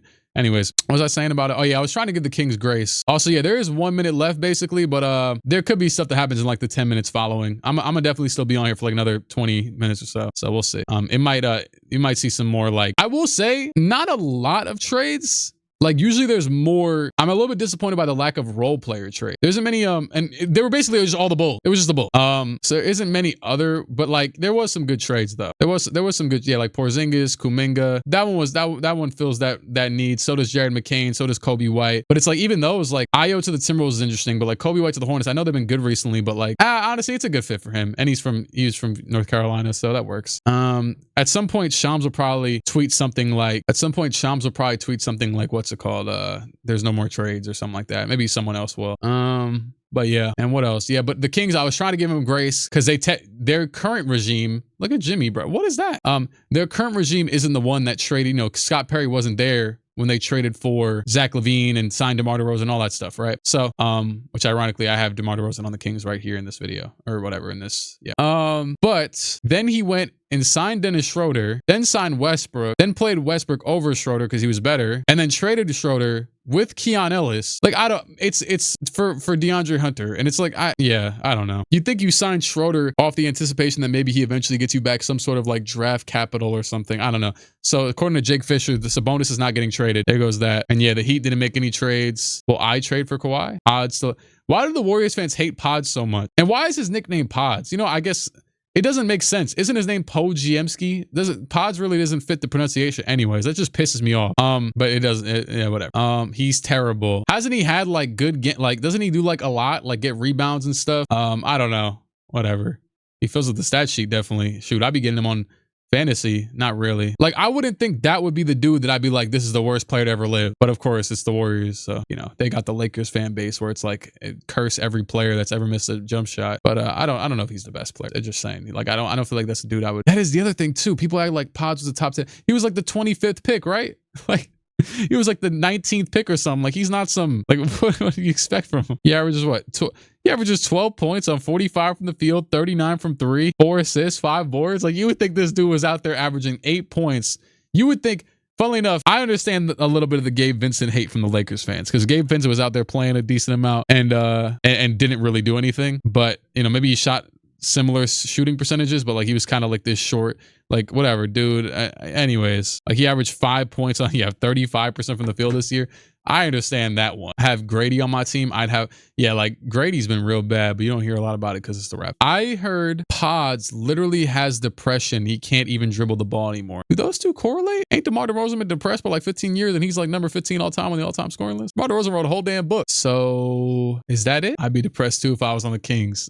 No, it was back when he was, I don't remember what team he was on. I think he was still on Toronto. Did Shams forget to post the RJ trade? No, they just said Sabonis isn't getting traded, so that would be the trade, but he's not getting traded. So RJ is stuck on Toronto. Damn, Bobby Marks. Why is there a bunch of dogs? That AI. He genuinely didn't get no. I need to check my I know I was criticizing RJ, but RJ is honestly he's not a terrible player. I personally, the Utah Jazz planned to waive Chris Boucher. So like, did they even get a draft capital in that trade? I don't know. Maybe they. Pacers won this deadline. I can't agree with that. I would say Washington did. Yeah, I agree with that. Washington, it has to be Washington. You think we grab somebody for the 15th spot? Yeah, but they can't sign anybody for a few weeks, so it won't be till near the end of the season. It might be like a veteran, like how PJ Tucker was last year. I don't think they're going to sign somebody that late into the season that they actually plan on playing. I think the plan for the rest of the year is, OG, McHale, Josh Hart, Mo Diawara, like those are the wings, whoever else I'm forgetting. And obviously Landry plays a lot of 3 and it's not ideal, but if they didn't get anything else, they have that, well, they traded Dalen Terry, so they don't have him either. So I don't think they're really that worried about the wings, I guess. They obviously can run Cat and Mitch Rob lineups. They have Huck Porty. So I don't think they probably wanted to get a wing, but it seemed like they were more so trying to get a center actually, because they were trying to get, what's his name? Yves Missy as well, but the Pelicans obviously, it seemed, wanted too much for him. How is Terry Rozier still in Miami? I mean, he's in why. The hell are they going to do? Do you think someone wants to trade for Terry Rozier right now? I would actually, funnily enough, say that Terry Rozier's current scandal could be a partial reason. Like, is there any restrictions on him getting traded? Because if not, I mean, maybe.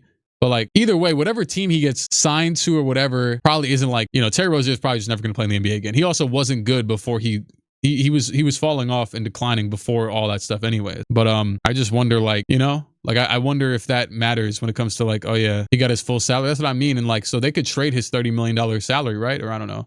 What? Wow. That's what I mean. You got it. What? Stay on stream.